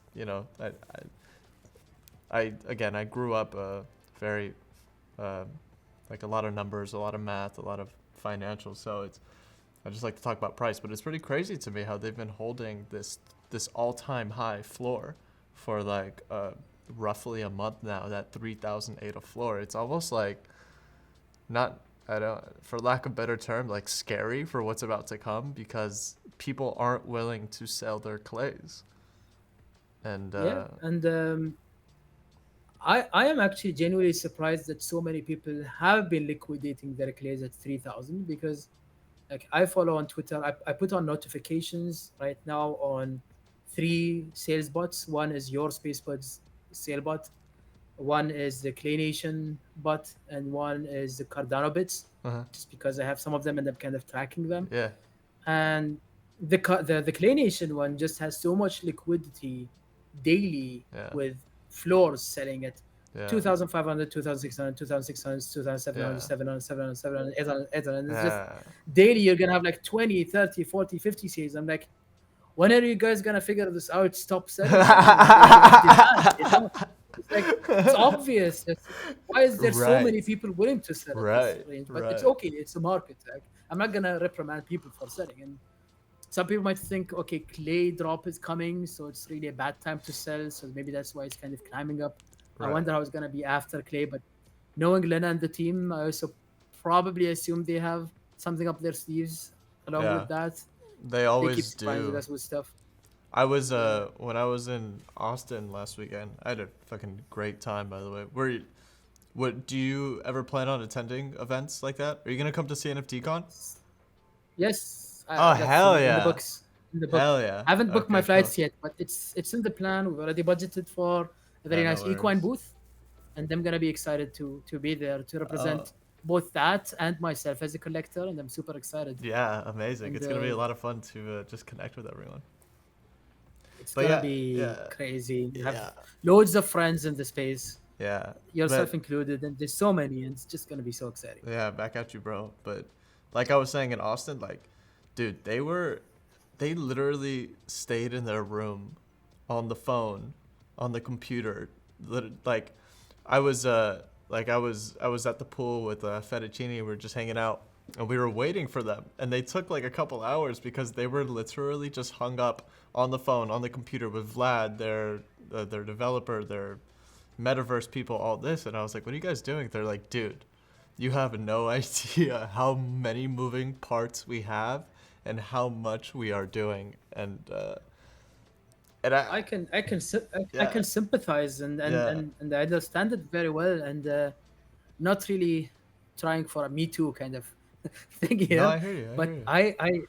I genuinely have basically a job here with Equine, and I'm Yeah, just one part of a big group. We have, depends on how you count it, but somewhere between 15 and 20 people working just on Equine, and here I'm talking about like full time, a few part timers here and there, but just the fact that I know that there's at least five people with full time, day in day out, they wake up, their job is to work on this project, is kind of like, we it's our baby and we love it yeah, and we really are proud of it, and I'm super excited about what it's gonna end up being. yeah. Do you But mind if just the we talk fact that about it?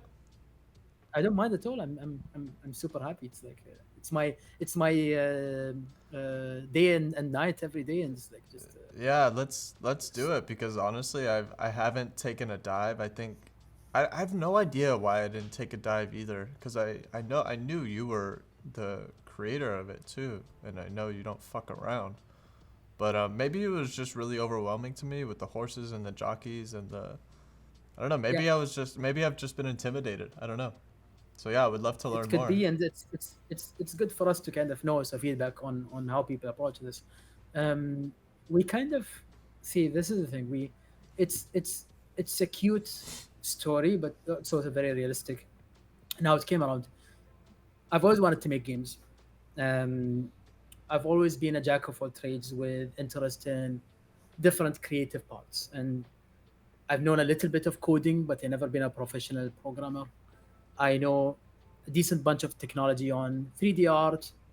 I know my fair share of art technology, as in Photoshop and all this kind of technology, where I actually have extensive experience in graphics and stuff.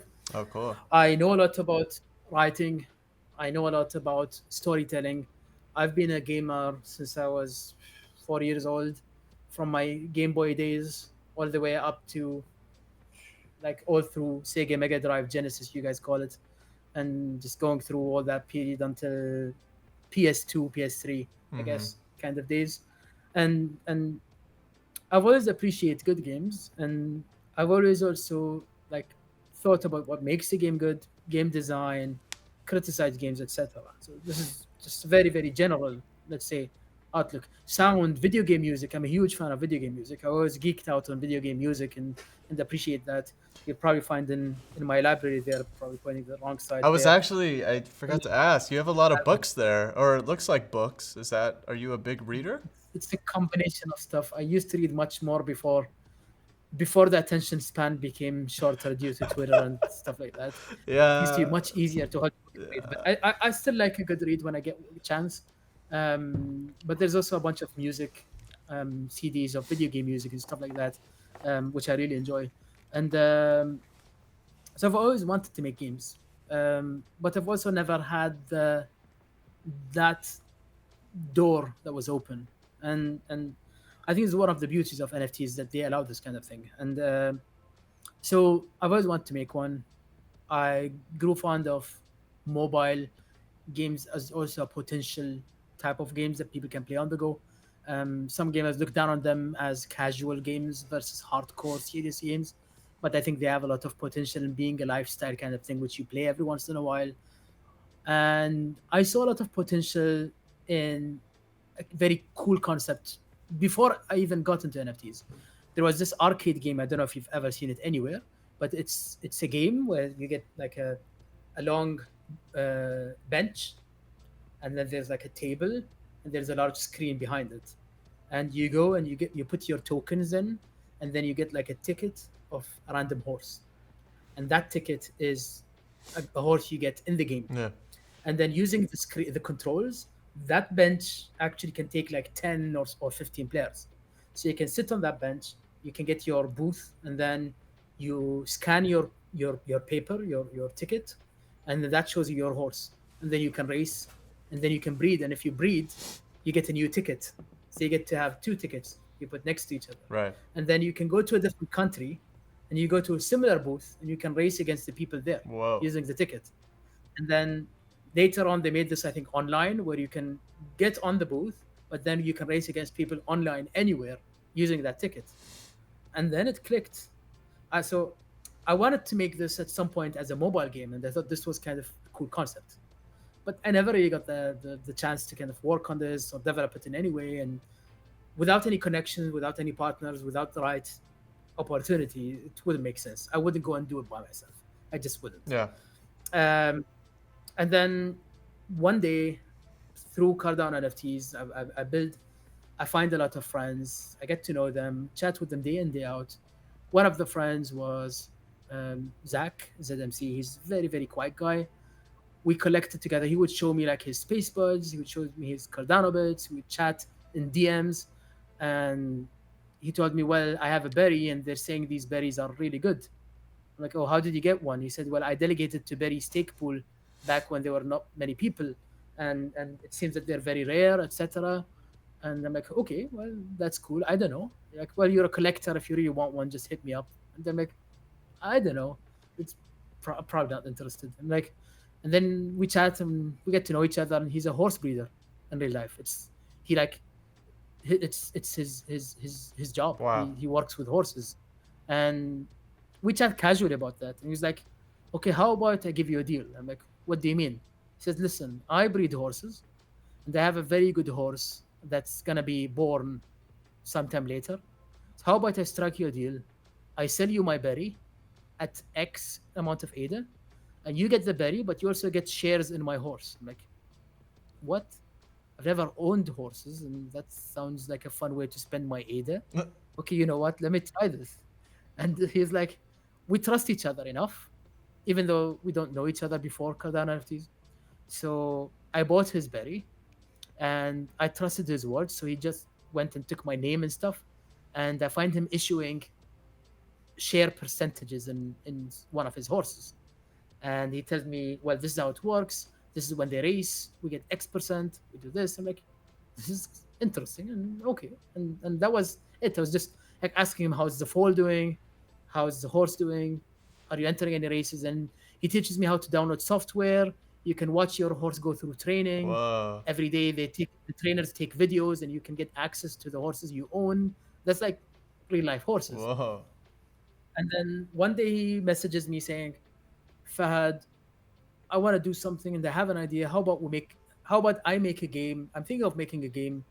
And he mentioned a completely different concept, something like a social game. I don't want to like explain it, but it was like a very different concept. It's very, let's say, basic in a way. Mm. And I said, listen, dude, you're a horse breeder. How about we make a horse game? It's like, oh, what? Like, yeah, do something you know. Like, you're an expert. I know games. You know horses. Let's put our minds together, Yeah. make something super cool. He's like, well, if you believe in it, let's go and do it. And I went around chatting with a few very trusted friends to tell them, well, I have an idea. I was very quiet about it. We didn't really tell people. And one of the guys was 3D Mint Lab, who was my partner on the Fahadouken 3D and Fa100 back then. He's the one who minted the Fahadouken 3D. And I remember he said, oh, you mean like Zedrun, but on Cardano? I'm like, what's Zedrun? I don't know. He's like, check this out.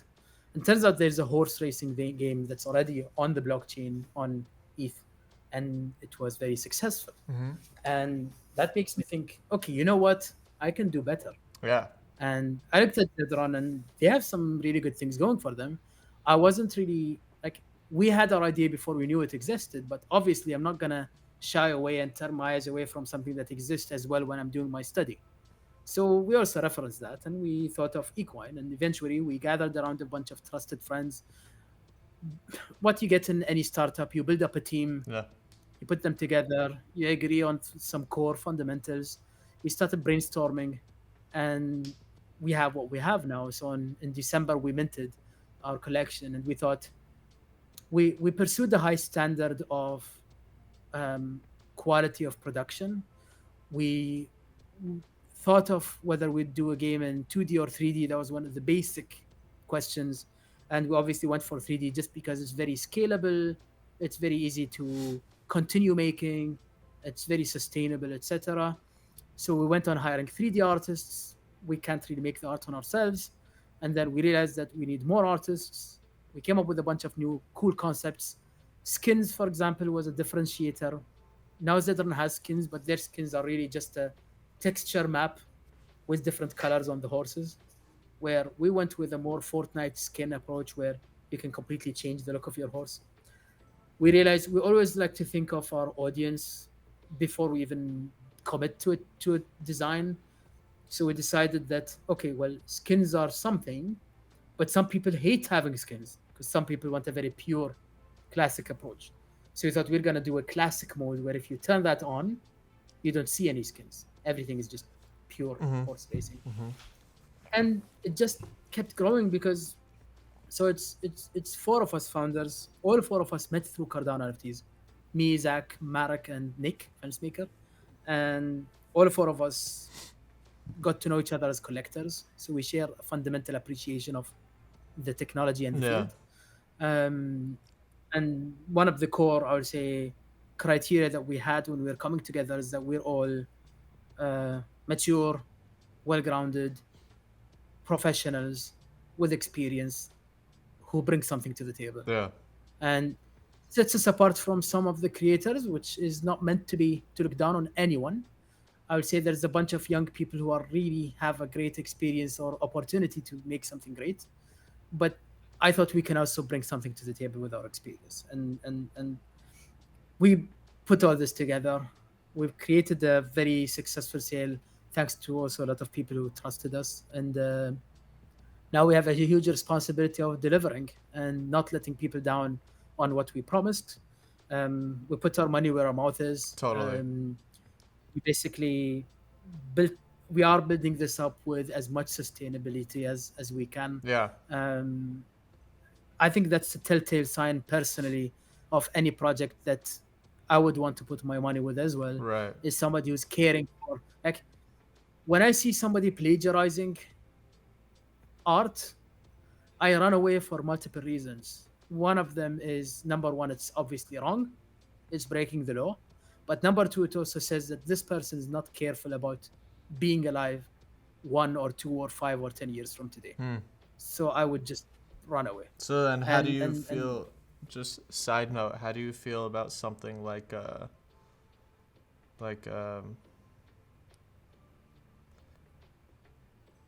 like when Makasi or Makosi or whatever first came out, they were yeah, literally just yellow yummies, in my opinion. yeah, So like, how do yeah, and you? they got called out for it, Yeah, and apparently they went and adjusted their approach, which I respect. got it. And sometimes it can be lack of maybe awareness, maybe it's lack of appreciation for how careful people are. Mm-hmm.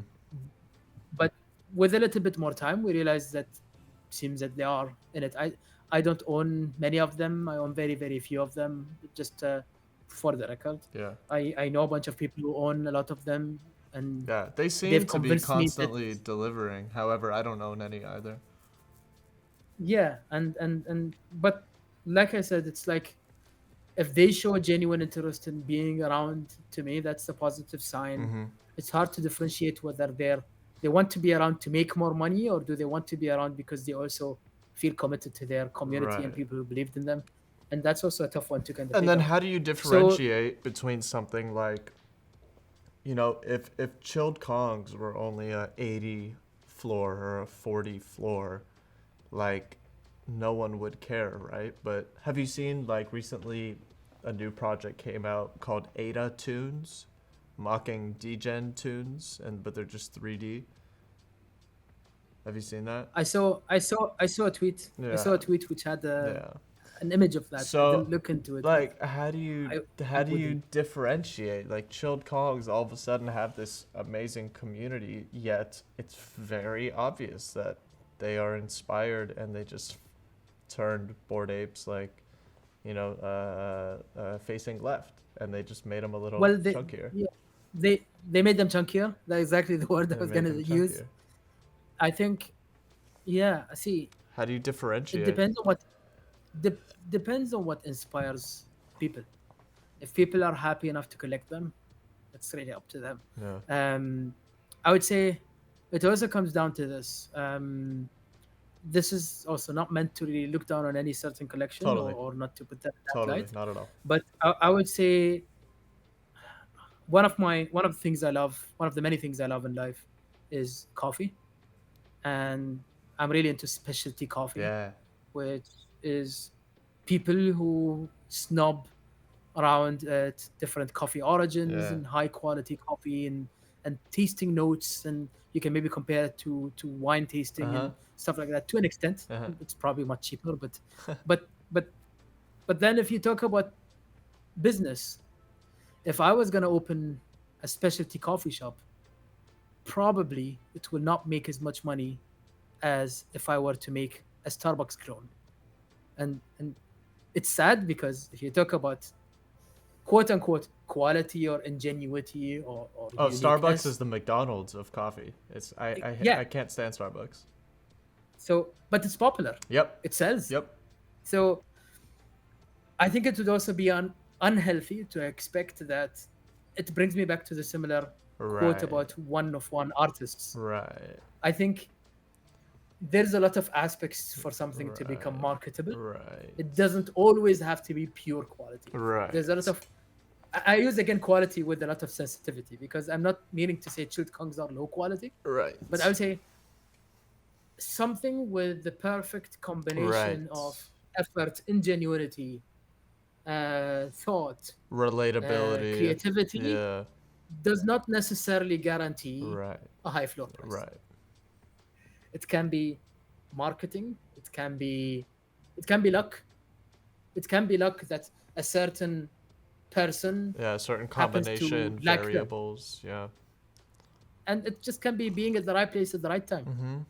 which which can be funny, but it's real. It's the same with opportunities in real life, Right. or I say in real life with Yeah, this the is. big, I hear you loud and clear. This is right? real life. However, yeah, Yeah, you yeah, mean in the yeah. physical world.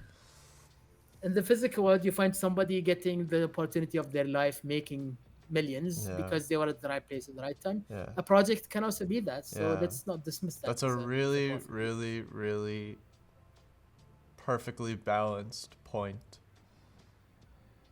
Yeah. So yeah, I mean, nowadays I completely relate with what you mentioned about Lena and the guys being super busy with clay mates and clay nation, and I think they're doing a great job. Totally. Me and the You've team, been on we Equine have for about a year now, huh? Almost a year. since conception, yes, Yeah. or since inception, and since the pioneer sale, it's been 6 months, and we've been working really hard. It's so many parts to create something that's scalable, to create something that's polished. Yeah. Um, I would say it's also depends on whether you're building something from scratch or you're building something that has a lot of pre-made parts. Yeah. You're gonna go and make a simple pixel-based game. Mm. It's relatively easy to put together Unity assets that look decent Mm-hmm. and make that as a game where you use your 2D NFT to move around, Right. kind of. But to build a system which has a nice user interface, to have the user in mind, to have a 3D rendition that you can build on, that you can scale up, that you can make into a full Right. platform and ecosystem that can really build and grow. Like I dream of a million users. Right. And when I say dream, I don't mean that it's a distant dream, but it's a target. Yeah. And I think it's achievable, but it also depends on a lot of factors, including Cardano growth, Fuck yeah, man. including If when Equine has a million users, who knows what else is going on in the ecosystem? That'll be really beautiful to see. yeah, but also I think a big part of it is, and we've come to find out with a lot of thinking, is if you put yourself in the shoes of somebody. See, if we want to target the crypto audience, then that's a relatively limited market. But I think a bigger dream is, and a reasonable dream to have is to not target that limited audience Right. and instead to actually think of The whole world. the whole The world. whole world. And if you want to think of the whole world, do you think your non-crypto owner would be comfortable in having to create a wallet, write down a seed phrase, figure out how to connect it to a marketplace, Right. and then do all that stuff? Right. So I think there's still a lot of parts that needs to be unlocked Yeah. for the standard user to be able to create an account and seamlessly use the blockchain Yeah. without feeling that they have to get a degree in computer science, you know, and it still is slightly intimidating to anyone who doesn't really want to try. Yeah. So I think breaking those barriers is going to be an important step. I see people taking lots of steps there. I see IOHK are making Lace, which I hope will be very easy to approach. I personally am a big fan of Eternal. They already have a mobile DApp store, which is very easy to go through. DApp browser, sorry, Yeah. which is very easy to go through and do stuff on the go. I see NFT Maker Pro and Patrick Tobler creating connections with credit card, let's say transaction processors, which makes it possible to mint stuff using credit card. I think eventually breaking these barriers to entry will just open up a whole level. And let's say, for example, you have an average user who comes into, for example, Equine or any other project that is appealing to the world. Um, Clay Nation, Yummy, any project that is appealing to the mainstream and is targeting that. Yeah. And let's say they realize that they can play the game or they can join the metaverse and they can have their fun. But then they realize that the more serious members of the community, all of them actually know how to withdraw stuff into their wallets. All of them know how to go and sell their stuff if they want to. Eventually, they're going to go and realize that a power user is going to have that stuff. Right. That's how at least I see the future. When they realize that, they're going to go back and create their own wallets and get their put stuff together. Similar to somebody buying crypto in an exchange and then realizing that your key is your crypto Yeah. and then withdrawing that to your wallet. I think that's going to have a parallel to the mainstream user when it comes to games and stuff. Maybe it's going to become a standard where people have custodial wallets that are owned by the project creators. where it's just easy. You don't really need to make your own Right. wallet. You just hop You just in. sign up and buy stuff with your credit card, Yeah. and you have a Clay Nation. Yeah. You know, like you can buy a Clay Nation for $100, or I don't know. I don't think they're gonna have some, but whatever the expansion plan is to have people on board without having to pay $1,000 or more if they want to have them. But then if it's as simple as downloading an app on your phone, buying something with a credit card, then that's an entry. And then if at some point you want to unlock the potential, then you can go and make your own wallet and move your stuff. So Right. I see it as a healthy transition into that eventually, and that That's would be that's genius. makes And do sense. you see it as like an email sign up, connecting it to an email address? Your standard current approach doesn't have to be magic like what works. Right. People have email accounts. You don't have to like rebuild everything and reinvent the wheel. I think there's a natural transition. Like I don't imagine the transition from Web 2.0 to Web 3.0 to be a okay, let's It turn off doesn't. all Web 2.0 Right. today. Right. Like it doesn't. Like it could be. Yeah. It could be so cool. You know, they could have, for example, like just taking Clay into account, they could have a marketplace app, and you could sign up, you know, with your email or phone number, and from there, yeah, like you said, buy clays for sale on a credit card, and then they're held in that, like you said, custodial wallet, if I'm saying that correctly, and then that way it's so much easier and and accessible and understood. That would be really cool. Yeah, I mean, the moment we unlock that, you're gonna know that it's gonna be much easier to reach the people, and people are gonna be more Yeah. curious about what else is out there, you know. And it's part of my whole conviction about the industry Yeah. and the space. I just believe in it. Yeah. I might be wrong, but if I've been wrong before, but I'm happy to live with trying. Right. Yeah. I've always said I'll go to the grave with crypto. I think that I don't think it's going anywhere, but if it does, I'll go wherever it goes. And I think a lot of people share that same conviction as well. Do you wanna share more about Equine?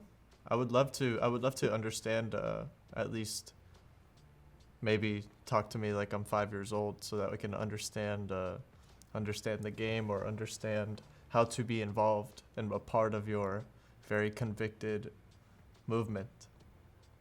Okay, so Equine is, we call it a racehorse management game, and it's because the inspiration was that kind of arcade game where you have a token and you own a horse. And one of the things we thought was natural and healthy is to also have the horses age and pass away.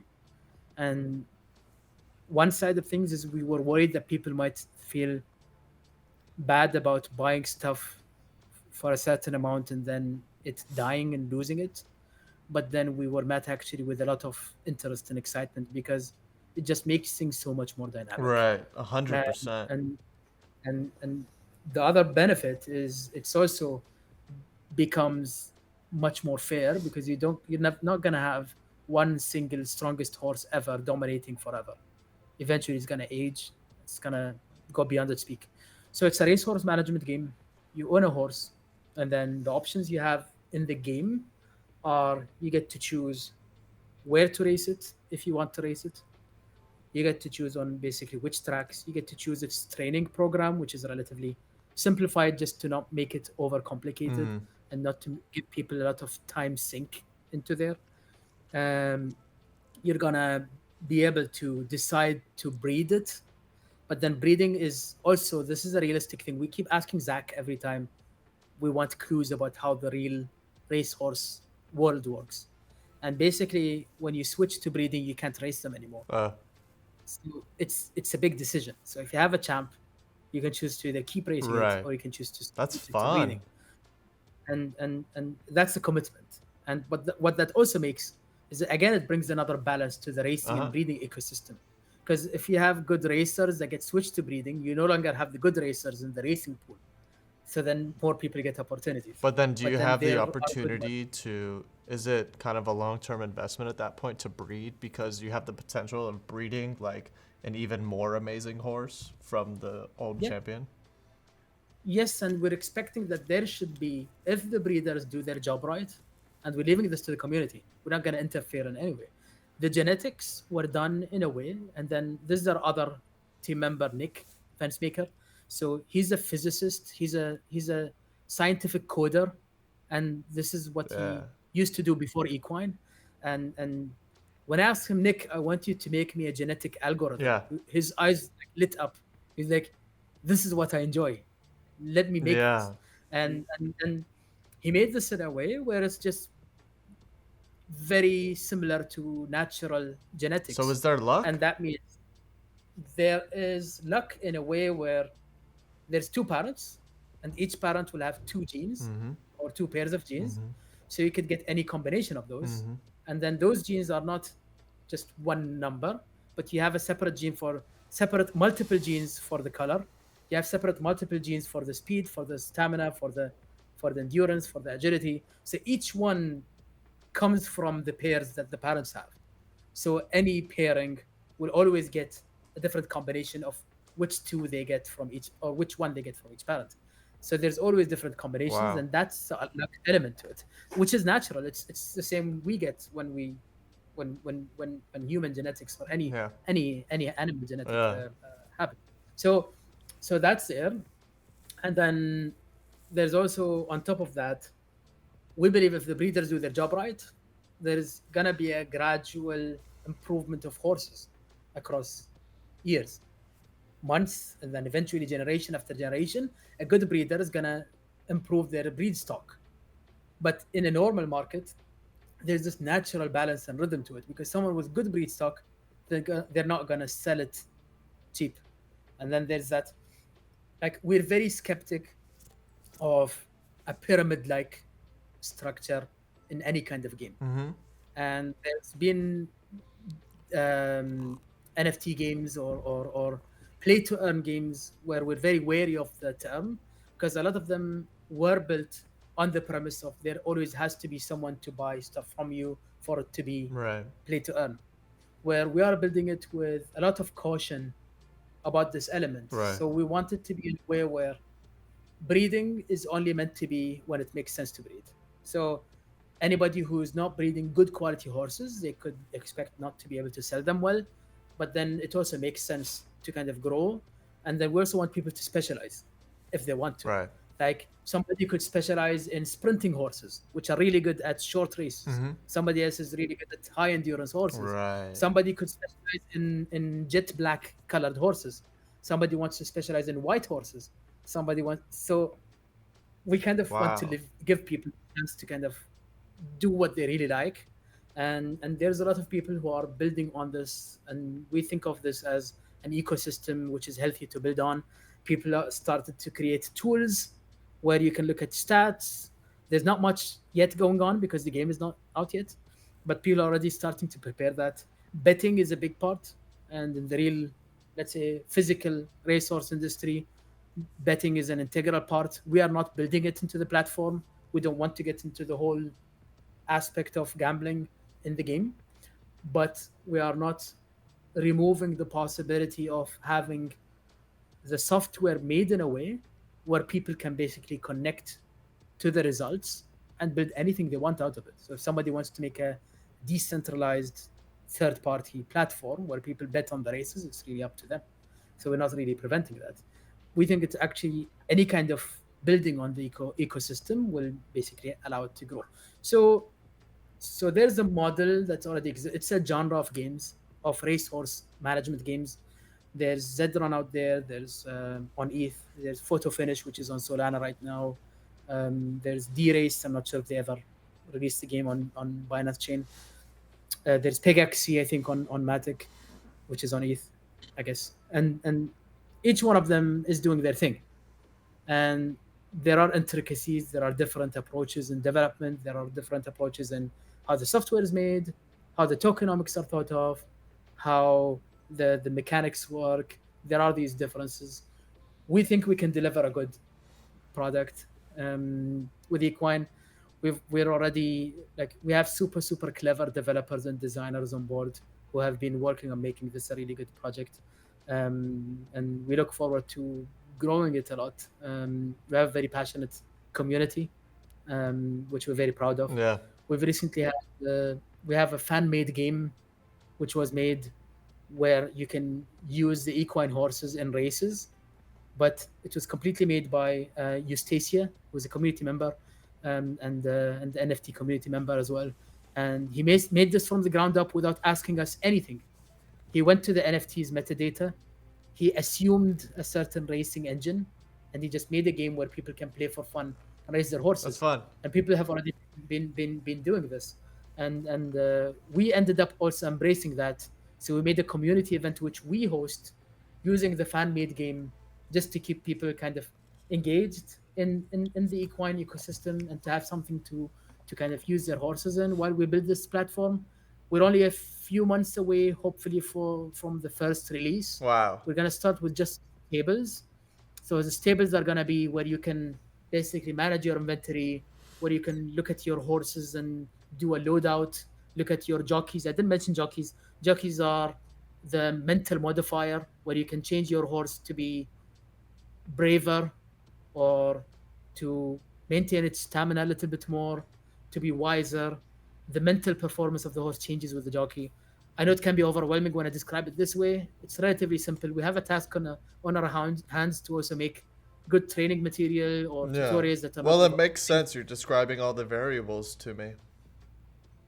Yeah, it's from a system point of view. I'm explaining it that way. We recently got a marketing manager on board. We have Rachel. Um, she basically studied equine science as her graduate degree, Wow. and then she's done marketing. So she has been an equestrian in most of her life. She was more into show jumping, which is not the racing industry per se, but she also worked basically on a bunch of equine related projects, and we think this also brings a lot to the table in terms of understanding that part of the market and Yeah. audience. We have Remy on board as a game design lead. He's been an educator for game design and game development in Singapore. So he comes with a lot of experience. He's been teaching people how game development works, and he's part of the game design team. He's leading actually the game design side of things since he joined. We have a big team of 3D artists. We have Andy Butt, who's a Babylon JS developer, creating the 3D elements, the 3D code, basically. Super clever guy. So we're building on Babylon JS, which is a web-based game. So I'm sure you've heard or know Unreal and Unity Uh huh. as game engines. So Babylon JS is a WebGL alternative to that. So Wow. instead of building on Unreal, you can build on Babylon JS. And the advantage to it is that it's a browser-based platform. Now, Well, I love that. unfortunately, browser-based games are usually less polished because usually games made on that are lower budget. But with the right dev, you can make something that looks really good. Yeah. And Andy is one of them. Andy actually contributed to a lot of the Babylon JS code itself. So we're lucky to have him. I believe he's based in Wow. California, Wow. and he's really clever. So And I mean, you he guys was have so many team members. I can tell how passionate you are and how meticulously you chose each and every one. we are. I think all of us are overachievers Yeah. as founders. Sometimes it's a challenge because some things take longer than you hope Sure. because you don't want to take a compromise. Sure. Like we've been looking for a creative director. I've been doing the creative direction, as in Yeah. I have to basically interface with the 3D artists and Yeah. do all that kind of stuff. And we've been hiring for months and we haven't yet found the right candidate. A lot of the candidates who showed up came up with limited experience. We're hiring in Singapore, which limits also our pool of candidates. That's for a different reason of structure for the most part, Yeah. because our development firm is in Singapore. So we're kind of hiring in-house there. But that's also because we don't want to hire someone who is also not up to the job. Yeah. It's also been a challenge sometimes in filling that roles because until I hire someone in that role, I'm gonna have to put in that time. Um, Aside from managing the whole thing. So Yeah, I don't. as an investor, if someone is listening to this and they want an equine, where like where would you suggest they start in terms of going onto JPEG store and going, all right, I want to be involved. How do I look I at what to buy? I would say depends on their approach. So the Pioneer Collection, one of the special things about it, and the ways we wanted to differentiate it when we sold to our earliest, let's say, adopters, is any Pioneer Collection horse, which is 14,125 horses exactly. Each one of these, the horse lifespan is 18 months after they activate. They haven't activated Got it. yet. But when people choose to activate them, number one perk of the Pioneer horses is you can choose not to activate them Oh, for okay. as long as you want, as long as the platform is up. And if the platform is for 5 years, 10 years is maintained, you can just hold on to that until you want to Got activate it. it. That's one benefit. The other benefit is after it passes away, you'll get a token which allows you to get a new horse that's completely random, and this is perpetual. Wow. Like for Wow. as long as you own a Pioneer horse, you can get to every time it passes away. You're not gonna be able to like retire the horse early, so it's gonna need to go through its life cycle. Wow. But after it passes, you get to re-roll it. So some people have taken an approach of just buying floors, and then they're banking on even if it's doesn't have super high stats, they're gonna activate it, let it live through its life. Mm-hmm. After it passes away, they're hoping that when they New re-roll, they mint. get to start. Yeah. And that's one approach. Some people are just starting with the strongest ones and they're looking forward to racing them. Some people are looking forward to bringing to building a breeding empire. So they're going and taking that. All the and It's getting all very the important nice to know. ones. Yeah, and there's been like we didn't really get huge sales. I think the highest maybe have been in the 8,000 mark if I'm So not mistaken. I'm so not sure if we I have I thought the 10,000. stats aren't out yet. So how do people know which ones are gonna have good There's stats? there's 2-year-old stats and they will keep growing.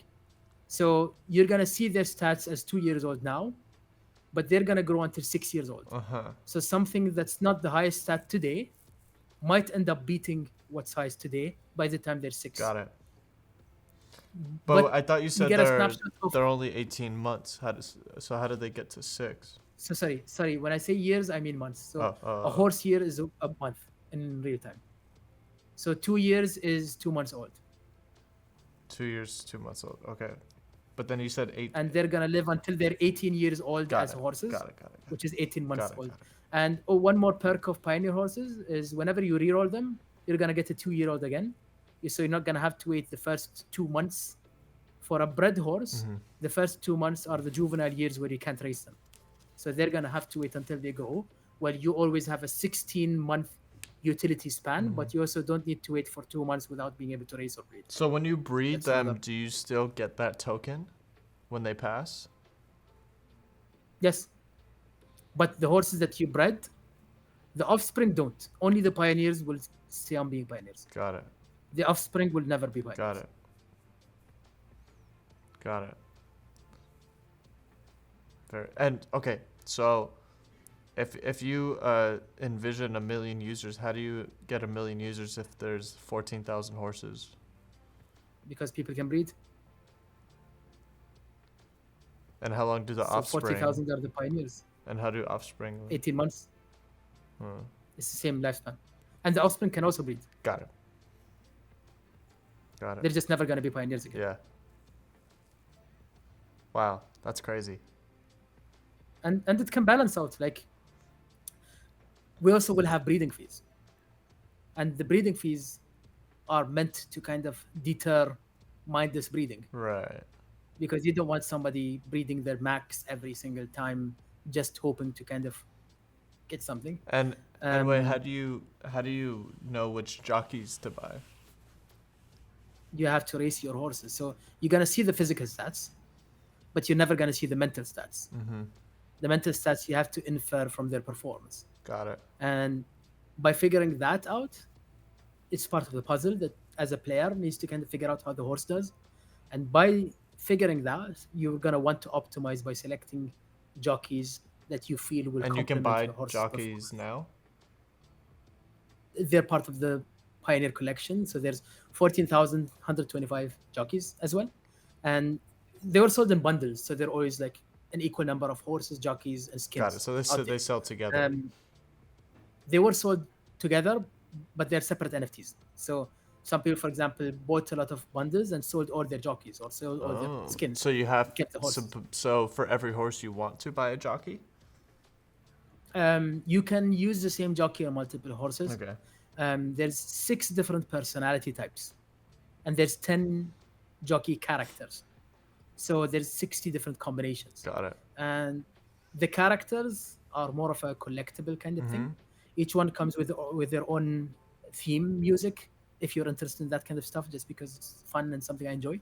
But then, if you are thinking from a performance point of view, I would say if you want to have all the options available, you'd want one from each personality.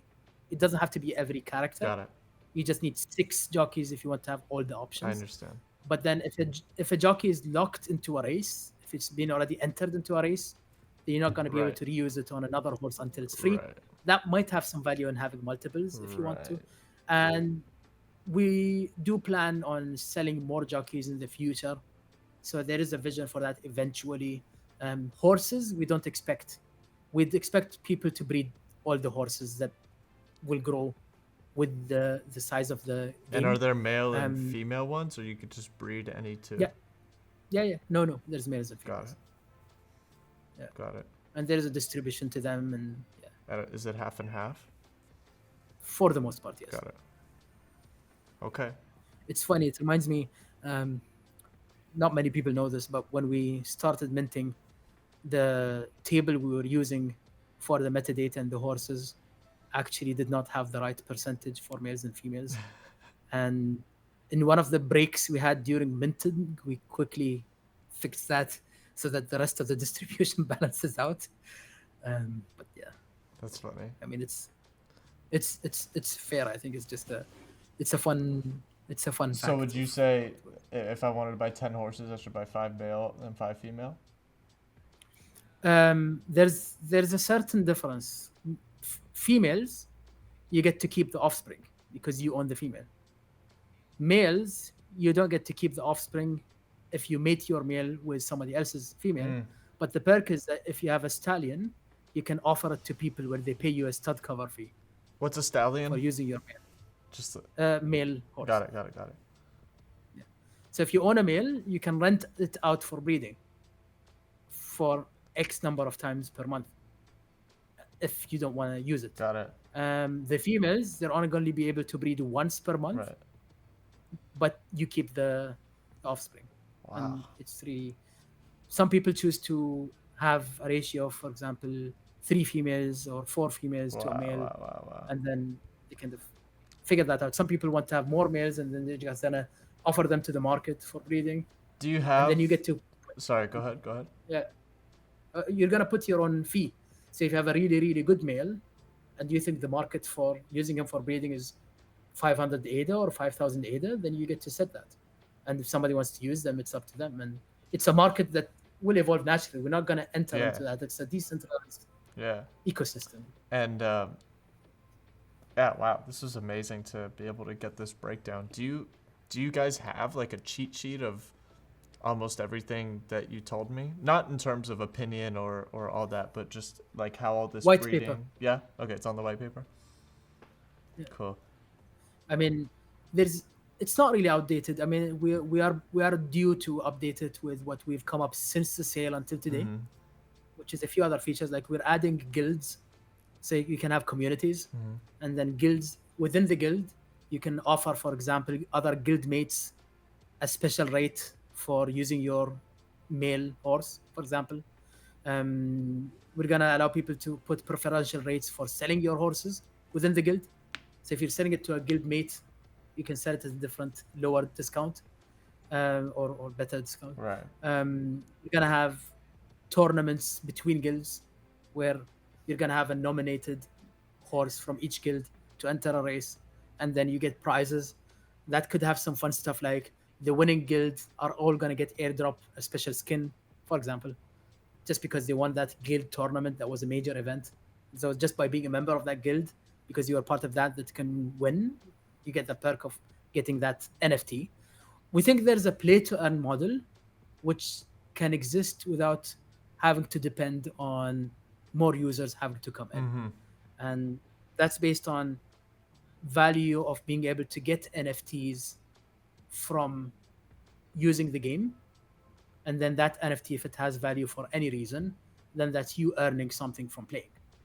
And it's a bit abstract, but I think that's only one of the more sustainable ways of playing to earn is by unlocking content that you can share with others or sell to others. That's a way to give back value, kind of. Right. This is crazy. It's like a full blown game. Yeah, I mean we're building it like that, Uh, and there's more. I'm trying to keep this within the realm of what we're releasing yeah, first, got it. and my dreams, as you can probably see, are very big, and if we're gonna go to ambitions, like as cliche or as overused as it is, but I have a vision or ambition. I hope one day I can reach it. Is to, for example, the way that we have 10 original characters as jockeys. I would love to flesh this out in a way where there are cities that are home cities of each of these jockeys. And then you have a storyline, which is like a role playing game where you go through a story from one city and then you go to the other one, and there's a much closer to a metaverse kind of concept Mm-hmm. where you go and do quests in the first city and then you can go to the next one, and there's events that happen every once in a while and they tie into the whole world, where the racing is the main event or the PvP, and then the player versus player aspect. But then you still have the whole world to conquer, and there's a storyline and there's content and there's like refreshing new stuff, new storylines that come up, new characters to unlock, collaborations, and the vision is large, Yeah, and I hope we can achieve it. It takes a lot to build, yeah, but whenever I bring this up right now to my partners, they tell me, Fad, the future is cool. Let's build yeah, now, yeah, yeah. because without the right One at a foundation, we have to time. have our heads Yeah, in the right place. And yeah. but I do have that dream. I have some exciting collaborations in mind. Some are already in talks. I cannot spoil them for the sake of not really saying much, And so that's I think to be announced at the right time. Totally. Yeah, absolutely. Well, thank you so much for sharing all of that. I think that I don't know very many projects that have this kind of one ambition, two will, the will to actually um, execute, the will to actually execute and get people together. And it seems like you have a gang of special people that are, like you said, focused on the moment, because that's all you can do, right? You can't really overwhelm yourself with the future. You can only do one thing at a time and trust that the future will come. So that's pretty badass, dude. It's very inspiring. I admire that, and I feel very I don't know, honored and humbled to have been able to communicate with you and learn about this. No, thank you for giving me a chance to share this. And as you can tell, we are very passionate about what we're making. We have strong conviction also in what we're making. We're super excited. It is a huge amount of work, but we're also building it in a way where it's sustainable. Hopefully, there will be a lot in the user's hands later Right, on in terms of engagement. If we do get the adoption we expect in terms of user engagement and use, then it will remain to be sustainable.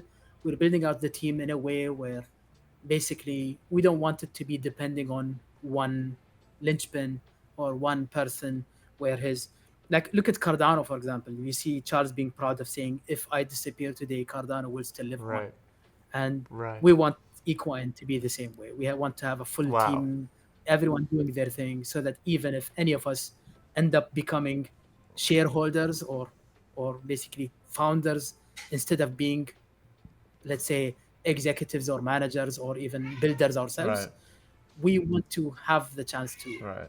for it to continue living on with the full quality. Fuck yeah, man. Fuck yeah. Well, I have a lot I still would love to talk to you about, but I think we should leave it for a part two, maybe later on when Equine has some further developments. We can have another show, and by then we'll have a full blown broadcast live thing going on.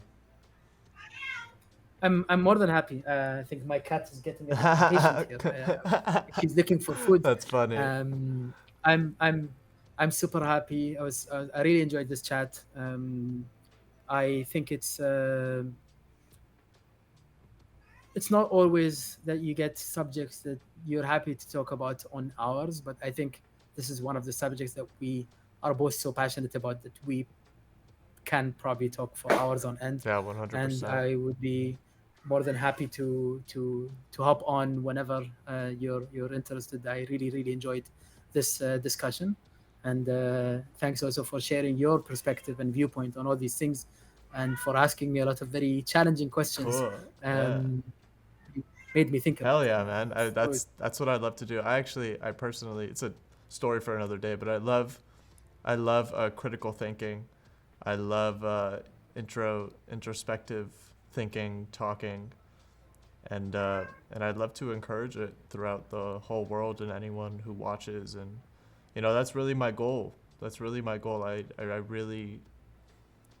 really enjoy inspiring that way of life, because to me it gets dull when you keep it shallow, or things aren't questioned. I love questioning everything. So, but yeah, man, thank you so much for coming on, and I'm sure I'll talk to you very, very soon. And I hope your cats get fed very well. thank you so much. Yeah, she's a new mother. She's a mother of 8 days. Whoa. I have yeah I have a small kitten behind me and living in the cupboard because cats love to choose the nicest places Yeah, to totally. deliver The their top of the delivery. closet. Yeah, no, I've Yeah. seen it. Yeah. But yeah, I'm absolutely honored, and I really enjoyed this discussion, and I look forward to the next one. It was really fun, and let's see this. We also talked about a lot of specifics, including prices of Yeah. stuff. So I also wonder how well this will age, Yeah. but this makes it even more exciting, Yeah, right? 100%. Let's see where this is in 6 months' time. We don't need to wait too long. Yeah, seriously. I can't wait to see you at CNFT Con too in a few months. I'm looking forward to Yeah. that. I'm looking forward to that. All right, brother. I'll talk to you soon. All right. Thank you so much. Peace. Thanks. Like and subscribe, and go follow Fahad on Twitter. Follow me on Twitter. Hit the bell for notifications. That one, because it really helps. And I love everyone, and I love the audience, and I love the support. And we're gonna do a giveaway. Just kidding. We're not gonna do a giveaway. Bye.